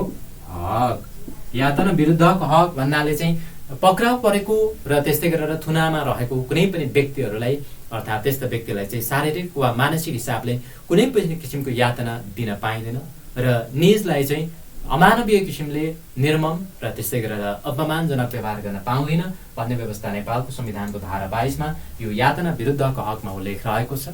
र त्यस्तै गरेर अर्को 23 मा रहेको छ निवारक नजरबन्द विरुद्धको हक। निवारक नजरबन्द विरुद्धको हक। निवारक नजरबन्द विरुद्धको हक कसैले पनि कुनै पनि बिना कारण नजरबन्दमा राख्न पाइँदैन। जस्तै आङ सान सू कीको सन्दर्भबाटै तपाईले बुझिआउनुहुन्छ। नजरबन्द कुनै पनि व्यक्तिलाई चाहिँ बिना कारण चाहिँ अर्थात् बिना अभियोग चाहिँ नजरबन्दमा राख्न पाउँदैन। नजरबन्दमा राख्न पाउँछ कस्तो अवस्थामा त भन्दा नेपालको सार्वभौम सत्ता, भौगोलिक अखण्डता वा सार्वजनिक शान्ति र त्यस्तै गरेर अन्य पद्धतिमा चाहिँ खलल पुग्ने किसिमको कुनै पनि कार्य गरेको आधारमा चाहिँ निवारक नजरबन्दमा राख्न सकिन्छ अर्थात् नजरबन्द गरेर राख्न सकिन्छ। तर त्यो बाहेकको अवस्थामा कसैले पनि नजरबन्दमा राख्नु हुँदैन भनेर यसरी मौलिक हकमा नै यो कुरा उल्लेख रहेको छ। र त्यस्तै गरेर अर्को रहेको छ 24 मा छुवाछुत तथा भेदभाव विरुद्धको हक भनेर छुवाछुत तथा भेदभाव विरुद्धको हक भनेर उल्लेख गरेको छ। धारा 24 मा छुवाछुत तथा भेदभाव विरुद्धको हक right against the untouchability and discrimination भन्नाले कुनै पनि व्यक्तिले चाहिँ निजको उत्पत्ति, जात जाति, भाषा भाषी, धर्म, पेसा, व्यवसाय आदि कुनै पनि आधारमा चाहिँ छुवाछुत तथा भेदभाव गर्न नपाइने भन्ने व्यवस्था रहेको छ। र त्यस्तै गरेर अर्को धारा 25 मा सम्पत्तिको हक भनिएको छ। सम्पत्तिको हक भनेको छ यसमा चाहिँ प्रत्येक नागरिकलाई चाहिँ कानुनको अधीनमा रहेर सम्पत्ति आर्जन, फेरि मैले अगाडि पनि भनेको थिएँ यहाँ पैतृक सम्पत्तिमा समान भन्ने कुरा, यसमा महिलाको हक यस्तो झुक्किने खालको राखेर तपाईले सोधिन सक्छ प्रश्न बनाउने सन्दर्भमा। जस्तै समानताको हकमा चाहिँ पैतृक सम्पत्ति सम्बन्धीको व्यवस्था छ हैन, यसमा एउटा महिलाको हक भनेर जोडियो। अर्को चाहिँ सम्पत्तिको हक भन्न साथै सम्पत्ति त छोराछोरी दुवैले समान पाउने भनेकै छ संविधानले, पक्कै यही हुनुपर्छ भनेर यस्तो अवस्थामा झुक्किने अवस्था रहन्छ। यो सम्पत्तिको हक 25 मा धारा 25 मा रहेको कुरामा चाहिँ के भन्छ भने यो संविधानले सम्पत्तिको आर्जन गर्ने, भोग चलन गर्ने, बेचबिखन गर्ने अनि त्यस्तै गरेर व्यावसायिक हिसाबले चाहिँ लाभ प्राप्त गर्ने, कारोबार गर्नका लागि चाहिँ सबै नागरिकलाई चाहिँ यो अधिकार हुने भन्ने व्यवस्था चाहिँ यो संविधानले गरेको छ। र त्यस्तै गरेर यस पछाडि धारा 25 पछाडि 26 मा धार्मिक स्वतन्त्रताको हक भन्ने कुरा उल्लेख रहेको छ। धारा 26 मा धार्मिक स्वतन्त्रताको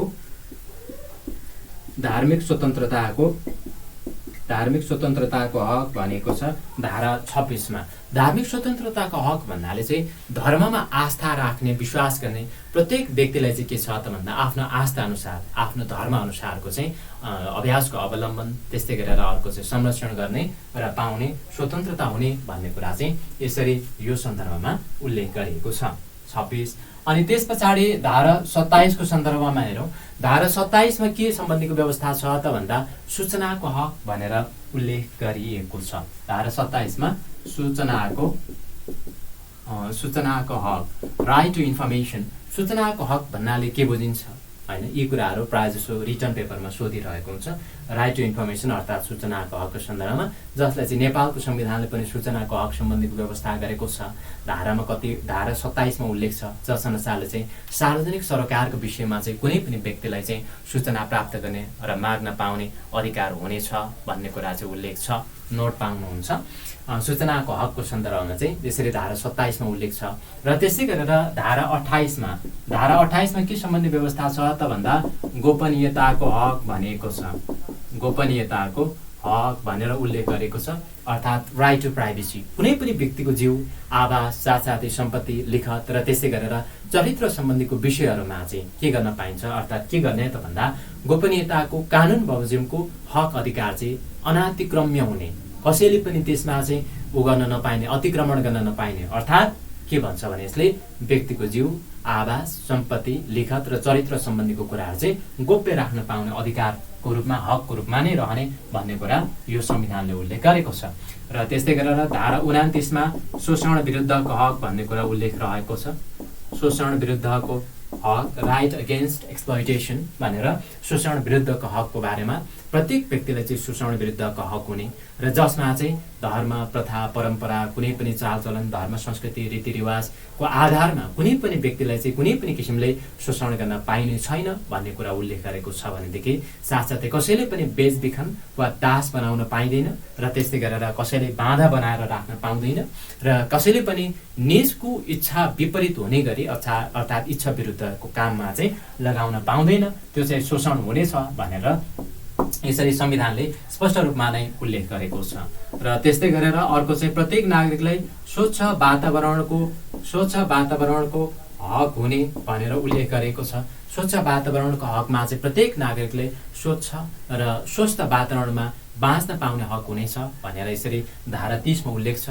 जस हुनाले चाहिँ के छ त भन्दा पोल्युटर्स पे प्रिन्सिपल भनिन्छ। भन्नको मतलब वातावरणीय प्रदूषण वा ह्रासबाट, अर्थात् कसैले यसरी वातावरण प्रदूषण गर्यो र कुनै पनि यस्तो किसिमको वातावरणीय ह्रासबाट कसैले क्षति पुग्न गयो भने चाहिँ जो पीडित छ, जो भिक्टिम छ, यस्तो भिक्टिम भएको अर्थात् यस्ता पीडितलाई चाहिँ प्रदूषकबाट, जो पोल्युटर्स रहेको छ यस्ता पोल्युटर्सबाट अर्थात् प्रदूषकबाट चाहिँ कानुन बमोजिम क्षतिपूर्ति हुने भन्ने व्यवस्था स्वच्छ वातावरणको हकको सन्दर्भमा उल्लेख रहेको प्रसङ्ग हो।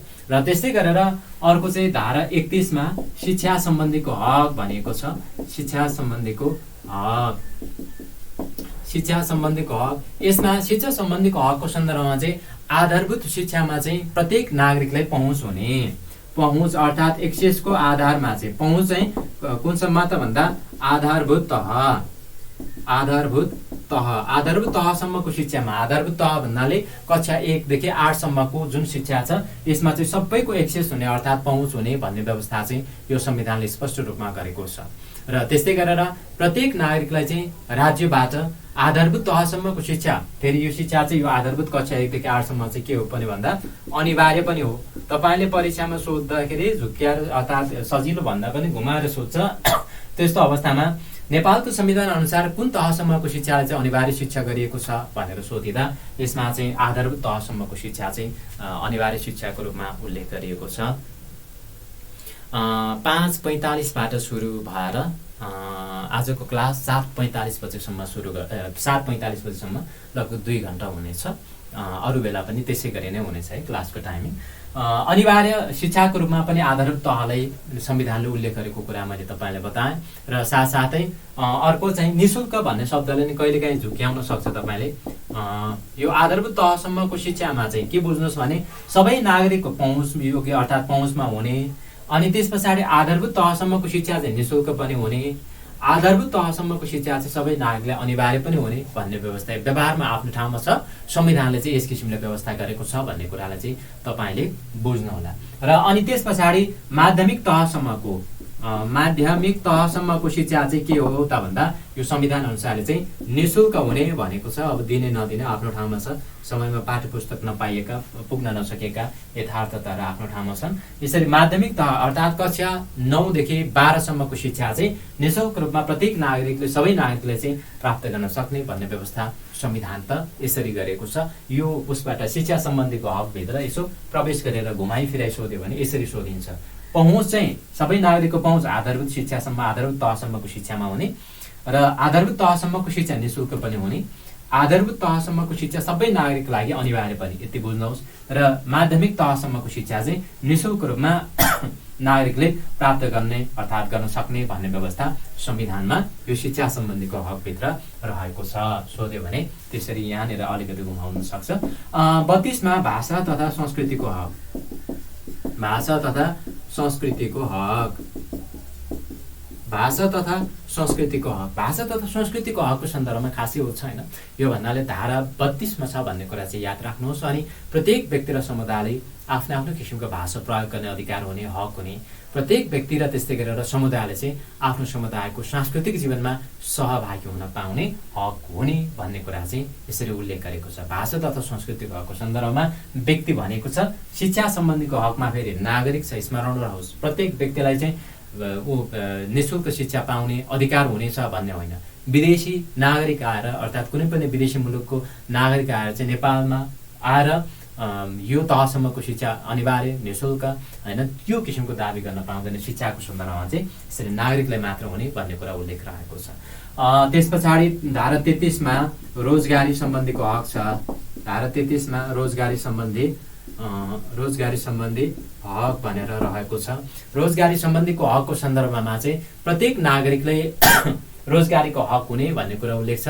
रोजगारीको शर्त, त्यस्तै गरेर अवस्था र बेरोजगार सहायता लगायतका अन्य कुराहरू सबै कानुनले उल्लेख गरे अनुसारका व्यवस्था बमोजिम हुने भन्ने कुरा उल्लेख गरेको छ। र रोजगारीको छनौट गर्न पाउने भन्ने कुरा पनि यस अन्तर्गत रहेको छ धारा 33 मा। अनि धारा 34 मा रहेको छ श्रमको हक।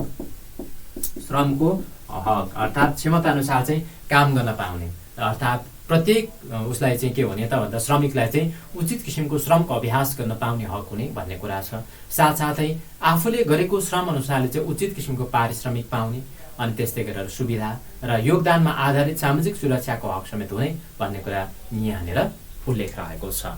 र त्यस्तै गरी धारा 34 मा श्रमको हक भयो। अनि त्यस पछाडि धारा 35 मा चाहिँ के सम्बन्धी छ त भन्दा स्वास्थ्य सम्बन्धीको हक छ। स्वास्थ्य सम्बन्धी हक भनेको छ। स्वास्थ्य सम्बन्धीको हकको सन्दर्भमा राइट रिलेटिङ टु हेल्थको परिप्रेक्ष्यमा चाहिँ आधारभूत स्वास्थ्य सेवा निशुल्क हुने भनेको छ है। आधारभूत स्वास्थ्य सेवा चाहिँ निशुल्क हुने भनेर यो संविधानले यस किसिमको व्यवस्था गरेको छ। आधारभूत स्वास्थ्य सेवा चाहिँ स्वास्थ्य सम्बन्धीको हकमा चाहिँ सबैले निशुल्क हुने भन्ने व्यवस्था यसमा गरिएको देखिन्छ यो नेपालको संविधानले गरेको व्यवस्थामा। र त्यस्तै गरेर स्वास्थ्य सेवाको सन्दर्भमा चाहिँ आधारभूत स्वास्थ्य सेवा निशुल्क प्राप्त गर्ने र साथसाथै कसैले पनि आकस्मिक स्वास्थ्य सेवाबाट चाहिँ वञ्चित गरिने छैन। प्लस प्रत्येक व्यक्तिलाई आफ्ना स्वास्थ्य उपचार सम्बन्धी अर्थात् स्वास्थ्य उपचार बारेमा चाहिँ जानकारी पाउने र स्वास्थ्य सेवामा सबैको पहुँच हुने अर्थात् एक्सेस हुने नहुने आफ्नो ठाउँमा छ। एक्सेसको कुराहरू प्लस त्यस्तै गरेर प्रत्येक नागरिकलाई स्वच्छ खानेपानी र साथसाथै सरसफाइमा चाहिँ पहुँचको हक हुने भन्ने कुरा उल्लेख रहेको छ। र त्यस्तै गरेर यस पछाडि जस्तै मैले अगाडि पनि तपाईँलाई बताएको थिएँ, मानिस जन्मिसके पछाडि निजले प्राकृतिक रूपले अर्थात् प्राकृतिक हिसाबबाट पनि प्राप्त जुन अधिकारहरू हुन्छ ती अधिकारहरू स्वतन्त्रतापूर्वक उपभोग गर्न पाउने अधिकार नै मौलिक हक हो भनेर मैले तपाईँलाई बताएको थिएँ। जस्तै खाना पाउनु, यो सम्बन्धीको अधिकार चाहिँ प्राकृतिक रूपमा पनि हामी जन्मिसके पछाडि खान पाउनु पनि एउटा के हो त भन्दा प्राकृतिक अधिकारकै रूपमा हामीले प्राप्त गरेर आएको हुन्छ, जसमा खाद्य सम्बन्धीको हक भनेर चाहिँ यसै अनुसारले धारा 36 मा खाद्य सम्बन्धीको हक भन्ने कुरा उल्लेख रहेको छ। खाद्य सम्बन्धीको हक अर्थात् खाद्य सम्बन्धीको हक भन्नाले चाहिँ के हो त भन्दा प्रत्येक नागरिकलाई प्राप्त मौलिक हकको रूपमा रहेको र प्रत्येक नागरिकलाई चाहिँ खाद्य वस्तुको अभावमा जीवन जोखिममा पर्ने अर्थात् रिस्कमा हुने अवस्था भएबाट त्यसबाट चाहिँ सुरक्षित हुने अर्थात् त्यसमा चाहिँ राज्यले सुरक्षा दिनुपर्ने भन्ने व्यवस्था चाहिँ यहाँनिर संविधान त यसरी उल्लेख मौलिक हककै रूपमा उल्लेख रहेको देखिन्छ र प्रत्येक नागरिकलाई खाद्य सम्प्रभुताको हक हुने अर्थात् खाद्य सम्प्रभुताको हक भनेको खाद्यान्न माथिको पहुँच हुने, पैसा तिरेर भए पनि किन्न चाहिँ पाउनु पर्यो भन्ने जुन अधिकार हो अर्थात् खाद्य माथिको हक हो अर्थात् खाद्यान्न प्राप्त गर्न पाउने अधिकार हो। यसरी खाद्य सम्प्रभुता सम्बन्धीको हक हुने भन्ने व्यवस्था यो धारा 36 मा 36 मा उल्लेख गरिएको छ र साथसाथै अर्को धारा 37 मा उल्लेख रहेको छ। धारा 37 अनुसारले आवास सम्बन्धीको हक भनेको छ। आवास सम्बन्धीको हक भनेको छ। यसको सन्दर्भमा चाहिँ के भनेको छ त भन्दा प्रत्येक नागरिकले उपयुक्त किसिमको आवासको हक हुने, अन्य धेरै कुरा छैन यसमा, त्यति घुमाउने अवस्था पनि छैन। सोधिँदाखेरि धारा 37 आवासको हक त्यति याद गर्नुहोस् र त्यस्तै गरेर कानुन बमोजिम कुनै पनि नागरिकलाई चाहिँ निजको स्वामित्वमा रहेको वास स्थानबाट नहटाउने र त्यस्तै गरेर निजको वास स्थानमा चाहिँ हस्तक्षेप अतिक्रमण कसैले पनि नगरिने र गर्न नपाउने भन्ने व्यवस्था रहेको छ। र त्यस्तै गरेर धारा 38 मा राइट टु वुमेन अर्थात् महिलाको हक भनेर महिलाको हकसँग सम्बन्धित कुरा रहेको छ। यसमा चाहिँ प्रत्येक महिलालाई चाहिँ के छ त भन्दा बिना भेदभाव समान हिसाबले वंशीय हक हुने। अगाडि मैले समानताको हकमा उसमा पैतृक सम्पत्तिमा समानताको कुरा गरेको थिएँ। यसरी समान वंशीय हक भन्नाले छोरा छोरा छोरीले पनि अधिकार हुने भन्ने व्यवस्था महिलाको हकमा गरेको सन्दर्भमा गरेको छ। र अर्को चाहिँ एउटा मातृत्व र त्यस्तै गरेर अर्को चाहिँ प्रजनन स्वास्थ्यसँग सम्बन्धित कुराहरूमा चाहिँ महिलाको हकको रूपमा रहने भन्ने कुरा यसले व्यवस्था गरेको छ। अनि त्यस्तै गरेर धारा 39 मा चाहिँ बाल बालिकाको हक भनेको छ। बाल बालिकाको हक भन्नाले खास गरेर अन्य कुराहरू भन्दा पनि कस्तो हक हुने भन्ने सन्दर्भमा जस्तै शिक्षा पाउने, स्वास्थ्य उपचार पाउनुपर्ने, अनि पालन पोषणको कुरा, उचित किसिमले स्याहार सम्भारको कुराहरू, साथसाथै खेलकुद, बालबालिकाहरू मनोरञ्जन गर्न पाउने अर्थात् उनीहरू चाहिँ स्वतस्फूर्त रूपमा चाहिँ आफ्नो सर्वाङ्गीण व्यक्तित्व डेभलप गर्नका लागि, विकास गर्नका लागि उनीहरूलाई त्यो किसिमको हक अधिकार प्राप्त हुनेछ बालबालिकालाई भनेर यो सन्दर्भमा यसरी उल्लेख गरेको छ। र अर्को चाहिँ सदियौँदेखि नेपालमा रहेको जस्तै असमानताको कुरा, विभेदका कुराहरू आइरहेका हुन्छन्। सो सन्दर्भमा दलितको हक भनेर धारा 40 मा उल्लेख रहेको छ। दलितको हक सम्बन्धमा दलितको हकको सन्दर्भमा चाहिँ राज्यको सबै निकायमा दलितलाई चाहिँ समानुपातिक समावेशी सिद्धान्तको आधारमा सहभागी हुने हक हुने र त्यस्तै गरेर सार्वजनिक सेवा लगायतका रोजगारीका सेवा र अन्य क्षेत्रहरूमा चाहिँ दलित समुदायको सशक्तिकरण अर्थात् इम्पावरमेन्ट, रिप्रेजेन्टेसन अर्थात् प्रतिनिधित्व र सहभागिताका लागि कानुन बमोजिम चाहिँ विशेष व्यवस्था गरिने भन्ने कुरा उल्लेख गरेको छ। कानुन बमोजिम जस्तै विभिन्न ऐन कानुनमा उल्लेख भए अनुसारका व्यवस्थाहरू छन्। जस्तै निजामती सेवाको सन्दर्भमा रहेका निजामती सेवा ऐन 2049 को सन्दर्भमा र यसका साथसाथै अन्य विभिन्न सेवा क्षेत्रहरूको प्रसङ्ग तपाईँले थाहै छ, यी कुराहरू भए। र अनि त्यस पछाडि धारा 41 मा चाहिँ ज्येष्ठ नागरिकको हक सम्बन्धीको व्यवस्था रहेको छ। ज्येष्ठ नागरिकको हक भनेर धारा 41 मा उल्लेख छ। ज्येष्ठ नागरिकको हकमा चाहिँ विशेष संरक्षण तथा अर्को चाहिँ सामाजिक सुरक्षाको हक चाहिँ ज्येष्ठ नागरिकले प्राप्त हुने अर्थात् हुने भन्ने कुरा मात्रै हो यसमा। अनि त्यस पछाडि धारा 42 मा के सम्बन्धी व्यवस्था छ त भन्दा सामाजिक न्याय अर्थात् सोशल जस्टिस, सामाजिक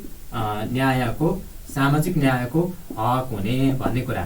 सामाजिक न्याय अर्थात् सोशल जस्टिसको सन्दर्भमा चाहिँ के छ त भन्दा आर्थिक, सामाजिक वा शैक्षिक दृष्टिकोणले पछाडि परेका महिला, दलित, आदिवासी जनजाति, मधेसी, थारू, मुस्लिम पिछडा वर्ग, अल्पसङ्ख्यक, धेरै लामो कुरा छ, लिस्ट छ, सीमान्तकृत होइन, अपाङ्गता भएका व्यक्ति, लैङ्गिक तथा त्यस्तै गरेर यौनिक अल्पसङ्ख्यक भनिएको छ।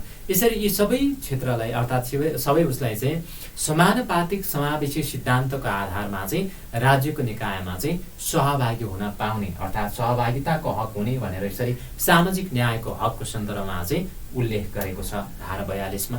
र त्यसै गरी धारा 43 मा चाहिँ सामाजिक सुरक्षाको हक भनेको छ। धारा 43 मा सामाजिक सुरक्षाको हक, सामाजिक सुरक्षाको हक, सामाजिक सुरक्षाको हक हेर्दा यिनीहरू उस्तो उस्तै लाग्न सक्छ है तपाईलाई, कहिलेकाहीँ झुक्किने अवस्था पनि हुन्छ, नझुक्किन होला। सामाजिक न्याय जुन चाहिँ राज्यको विगतको शासन सञ्चालन पद्धतिबाट पछाडि परेको वर्ग, जाति, लिङ्ग, भाषा, धर्म, सम्प्रदाय, समुदाय लगायतका क्षेत्रलाई चाहिँ सामाजिक समावेशिता सहित चाहिँ राज्यको मूलधारमा मेन स्ट्रिमिङमा सहभागिता गराउने पद्धति अर्थात् प्रणाली हो। त्यसलाई सामाजिक न्याय भनेर बुझ्नुहोस्। र सामाजिक सुरक्षाको हक भन्नाले चाहिँ के बुझ्नुहोस् भने आर्थिक रूपले जो विपन्न छ, आर्थिक रूपले जो कमजोर छ, असहाय र त्यस्तै गरेर अशक्त छ, त्यस्तो अवस्थामा रहेका असहाय अनि साथसाथै अर्को एकल महिला, अपाङ्गता भएका, त्यस्तै गरेर बालबालिकाहरू भए, अनि हेरचाह चाहिँ आफै नै गर्न नसकिने, अनि त्यस्तै गरेर लोपोन्मुख जातिका जस्तै उसले चाहिँ नेपाल सरकारले सूचीकृत गरेका विभिन्न 10 वटा जातिहरू रहेका छन्। लोपोन्मुख जातिका नागरिकहरूले चाहिँ कानुन बमोजिमले के गरिन्छ त भन्दा सामाजिक सुरक्षा जस्तै एकल महिला भत्ता प्रदान गरिन्छ। लोपोन्मुख हुने जाति जस्तै राउटे लगायतका जातिहरूलाई चाहिँ सरकारले प्रदान गरिने भत्ता हो। ती कुराहरू चाहिँ सामाजिक सुरक्षाको कुरा हो। यसरी सामाजिक सुरक्षाको हक चाहिँ यी क्षेत्र अर्थात् उसलाई चाहिँ जस्तै विपन्न, अशक्त, अनि यसका साथसाथै असहाय, एकल महिला र त्यस्तै गरेर अर्को चाहिँ लोपोन्मुख जातिका आफ्नो हेरचाह आफै गर्न नसक्ने जस्तै वृद्ध भत्ता पनि यसै अन्तर्गत पर्दछ। अहिले त 68 वर्षमै पाइहालिन्छ होइन। यसरी सामाजिक सुरक्षा भनेको चाहिँ त्यो हो। अनि त्यस पछाडि हामी अन्तिममा पनि आउँदैछौँ। धारा 44 मा चाहिँ उपभोक्ताको हक भनिएको छ। उपभोक्ताको हक, राइट टु कन्ज्युमर। उपभोक्ताको हक भन्नाले चाहिँ प्रत्येक उपभोक्तालाई चाहिँ गुणस्तरीय वस्तु तथा सेवा, हामीले कुनै पनि वस्तु तथा सेवाको मूल्य तिरेर खरिद गरिसकेपछि उक्त चाहिँ गुणस्तरीय हुनु पर्यो, स्ट्यान्डर्ड क्वालिटीको हुनु पर्यो भन्ने कुरा चाहिँ अर्थात् यसरी प्राप्त गर्ने हक हुने भन्ने कुरा उपभोक्ताको हकको सन्दर्भमा उल्लेख गरेको छ। गुणस्तरहीन वस्तु तथा सेवाको प्रयोगबाट चाहिँ क्षति पुगेको खण्डमा चाहिँ के गर्ने व्यवस्था छ त भन्दा कानुन बमोजिम क्षतिपूर्ति पाउने भन्ने व्यवस्था चाहिँ यसरी धारा 44 को सन्दर्भमा उपभोक्ताको हकको प्रसङ्गमा चाहिँ उल्लेख गरिएको छ। र त्यस्तै गरेर यतापट्टिकोलाई मैले मेटेँ, 44 भयो। अनि त्यस पछाडि धारा 45 मा चाहिँ के छ त भन्दा देश निकाला विरुद्धको हक भनिएको छ। 44 को धारा 45 मा देश निकाला विरुद्धको हक भनेको छ। यसले चाहिँ के भन्छ भने अन्य केही कुरा छैन यसमा। कसैले पनि कुनै पनि कारणले गर्दा अर्थात् केही आरोपमा चाहिँ देश निकाला कुनै पनि हदमा गरिने छैन। जसरी मृत्युदण्ड दिइने छैन त्यसै गरी देश निकाला पनि कसैले गरिने छैन भन्ने कुरा उल्लेख रहेको छ। र अनि त्यस पछाडि चाहिँ संवैधानिक उपचारको हक भनिएको छ। संवैधानिक उपचारको हक भनेर उल्लेख रहेको छ धारा 46 मा। धारा 46 सम्म बताउँदा मैले तपाईँले कतिवटा बताएँ? 31 वटा मौलिक हकहरू बताएँ। 31 वटा मौलिक हकहरू बताएँ। र त्यस पछाडि अर्को फेरि 48 सम्म छ नि भन्ने कुरा होला, जसमा चाहिँ 47 मा चाहिँ मौलिक हक नै नभएर मौलिक हकको कार्यान्वयन भनिएको छ। भन्नाले यो मौलिक हकको कार्यान्वयन गर्ने सन्दर्भमा अर्थात् यो जति मैले तपाईँले यो 46 सम्म बताएँ यस अन्तर्गत यतिसम्म बताउँदै गर्दा चाहिँ यी हकहरू चाहिँ कानुन बनाएर चाहिँ के गर्नुपर्ने, कार्यान्वयन गर्नुपर्ने अवस्थाहरू छन्। ती कानुन बनाएर कार्यान्वयन गरिने भन्ने कुरा चाहिँ मौलिक हकको कार्यान्वयन भनेर धारा 47 मा चाहिँ त्यो कुरा उल्लेख छ। तर 46 को अलिकति बताउँ। संवैधानिक उपचारको हक भनेको छ यस भागद्वारा प्रदत्त अर्थात् त्यो भाग 3 मा रहेको जुन 31 वटा मौलिक हकहरू रहेका छन् यो मौलिक हकहरूको प्रचलनका लागि खास गरेर धारा 133 र 134 मा 133 र 144 मा लेखिए बमोजिम चाहिँ के हुनेछ त भन्दा संवैधानिक उपचारको हक हुने अर्थात् संवैधानिक उपचार पाउने हक हुने भनेको छ। फेरि यहाँनिर तपाईँलाई लाग्न सक्छ 133 र 44 मा के छ भनेर। त्यसमा चाहिँ सर्वोच्च अदालतको अधिकार क्षेत्र छ 133 मा। अनि 144 मा चाहिँ के छ त भन्दा मुद्दा सार्न सक्ने सम्बन्धीको व्यवस्था छ। यो न्यायपालिका सम्बन्धमा आउँछ पछि पनि। यसरी यसले चाहिँ के भन्छ भने धारा अर्थात् यो संविधानद्वारा प्रदत्त यस भागको सन्दर्भमा चाहिँ जुन मौलिक हकको प्रसङ्गमा 133 र 144 मा लेखिए बमोजिमले चाहिँ संवैधानिक उपचारको हक पाउने भन्ने व्यवस्था चाहिँ यो धारा 46 मा रहेको छ। अनि धारा 47 को सन्दर्भमा अगाडि पनि आइहालेको छ मौलिक हकको कार्यान्वयन।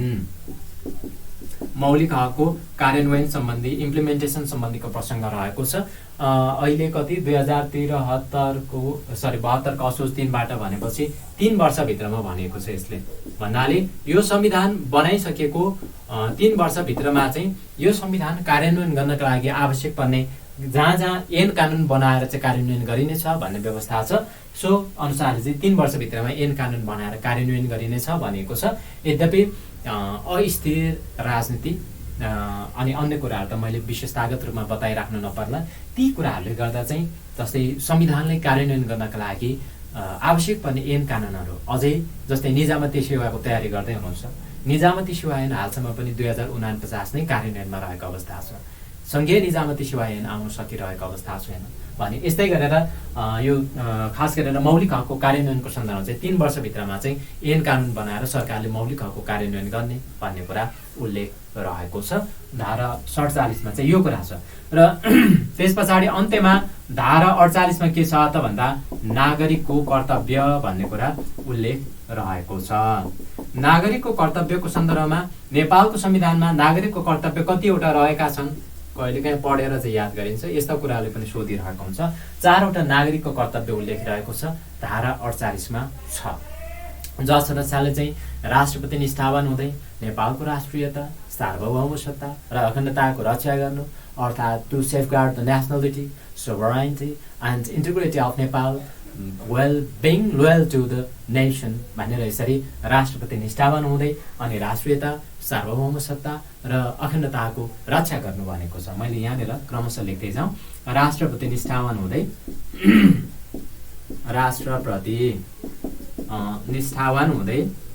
राष्ट्रपति निष्ठावान हुँदै के गर्ने त भन्दा राष्ट्रियता अनि त्यसै गरेर अर्को चाहिँ सार्वभौम सत्ता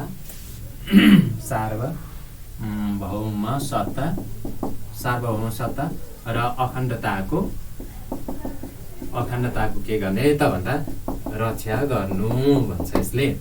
यसरी नागरिकको कर्तव्यको सन्दर्भमा राष्ट्रपति निष्ठावान हुँदै राष्ट्रियता सार्वभौम सत्ता र अखण्डताको रक्षा गर्नु र अर्को भनेको संविधान र कानुनको पालना गर्नु। संविधान र कानुनको पालना गर्नु to abide by the constitution and law. र त्यस्तै गरेर अर्को चाहिँ राज्यले चाहेको बखत चाहिँ के गर्ने त भन्दा अनिवार्य सेवा गर्नु। राज्यले चाहेको बखत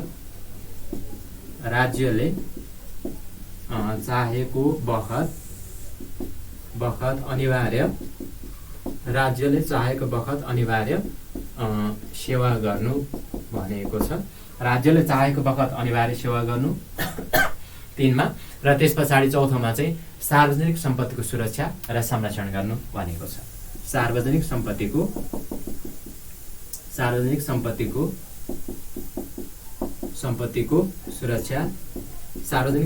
सुरक्षा र संरक्षण गर्नु। यसरी नागरिकको कर्तव्य अन्तर्गत नेपालको संविधानहरूमध्ये सबैभन्दा पहिलो संविधान हो जसले चाहिँ नागरिकको कर्तव्यहरू उल्लेख गरेको छ।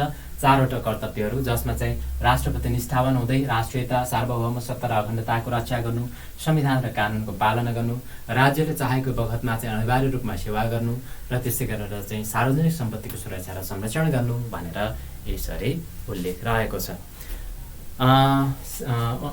धारा 47 भन्नुभएको रहेछ। धारा 47 ले मौलिक हकको कार्यान्वयन हो। मौलिक हकको कार्यान्वयन भन्नाले चाहिँ जस्तै योभन्दा अगाडिका अर्थात् अन्य उसमा चाहिँ यो जुन छ जस्तै सामाजिक न्यायको हक, सामाजिक सुरक्षाको हक, यी कुराहरू भयो। प्लस यसका अतिरिक्त अन्य मौलिक हकसँग सम्बन्धित र प्लस संविधानभित्रकै कुराहरू चाहिँ सबै ऐन कानुन बनाएर कार्यान्वयन गरिने भन्ने व्यवस्थाहरू हैन। जस्तै सबैभन्दा धेरै त अन्य आयोगहरू भनेर मैले तपाईँले सर्वोच्च अदालत हैन उसको अख्तियार दुरुपयोग अनुसन्धान आयोग, लोक सेवा आयोग, निर्वाचन आयोग, राष्ट्रिय मानव अधिकार आयोगहरू भन्दै जाँदा क्रमशः पछि अन्य आयोगहरू भनेर जुन बताए, अन्य आयोगहरूभित्र विभिन्न आयोगहरू राष्ट्रिय महिला आयोग, राष्ट्रिय दलित आयोग, मुस्लिम आयोग, थारू आयोग लगायतका अन्य आयोगहरू, यी सबै आयोगहरूको काम, कर्तव्य र अधिकार लगायतका अन्य व्यवस्था चाहिँ ऐन कानुन बनाएर सो अनुसार हुने भन्ने व्यवस्था प्लस अनि त्यस्तै गरेर मौलिक हकसँग सम्बन्धित कुराहरू पनि ऐन कानुन बनाएर कार्यान्वयन गरिने भन्ने व्यवस्था छ। अब यसरी ऐन कानुन बनाएर कार्यान्वयन गरिने भन्ने व्यवस्था अनुसारले चाहिँ यसरी बनाउनु पर्ने ऐन कानुनहरू यो संविधान जारी भएको 3 वर्षभित्रमा चाहिँ के गर्ने त भन्दा 3 वर्षभित्रमा बनाएर कार्यान्वयन गर्ने बनाएर के गर्ने त भन्दा कार्यान्वयन गर्ने भन्ने व्यवस्था नै मौलिक हकको कार्यान्वयन हो। अर्थात् मैले अन्य संविधानभित्रका अन्य कुराहरू पनि बताएँ प्लस यो संविधानभित्र रहेका जति पनि 31वटा मौलिक हकहरू छ ती मौलिक हकहरूको सन्दर्भमा ऐन कानुन बनाएर कार्यान्वयन गर्नुपर्ने हकहरू चाहिँ के गर्ने त भन्दा 3 वर्षभित्रमा संविधान जारी भएको 3 वर्षभित्रमा चाहिँ ऐन कानुन बनाएर कार्यान्वयन गरिने भन्ने कुरा नै मौलिक कार्यान्वयन भएछ है, सरी यहाँनिर मौलिक हकको कार्यान्वयन हो। यो मौलिक हकको कार्यान्वयन भनेर यसरी उल्लेख छ। आजले म यति पढाउँछु साथीहरू, त्यस पछाडि बाँकी रहेको भाग 4बाट नेपालको जुन संविधानमा उल्लेख छ भाग 4मा राज्यको नीति निर्देशक सिद्धान्त तथा दायित्वहरू, भाग 5मा रहेको छ राज्यको संरचना र राज्य शक्तिको बाँडफाँडसँग सम्बन्धित कुराहरू, त्यस अन्तर्गत आउँछ अनुसूची 5 देखि अनुसूची 9 सम्मका कुराहरू पनि यहीसँग जोडिएर आउँछ। राज्य शक्तिको बाँडफाँडको प्रसङ्गमा लगायतका कुराहरू चाहिँ हामी भोलिको क्लासमा चर्चा गर्नेछौँ भन्दै आजको लागि सहभागिताको लागि तपाईँहरू सबैजनालाई धेरै धेरै धन्यवाद। बाँकी भोलि चर्चा गरौँला। Thank you, bye bye.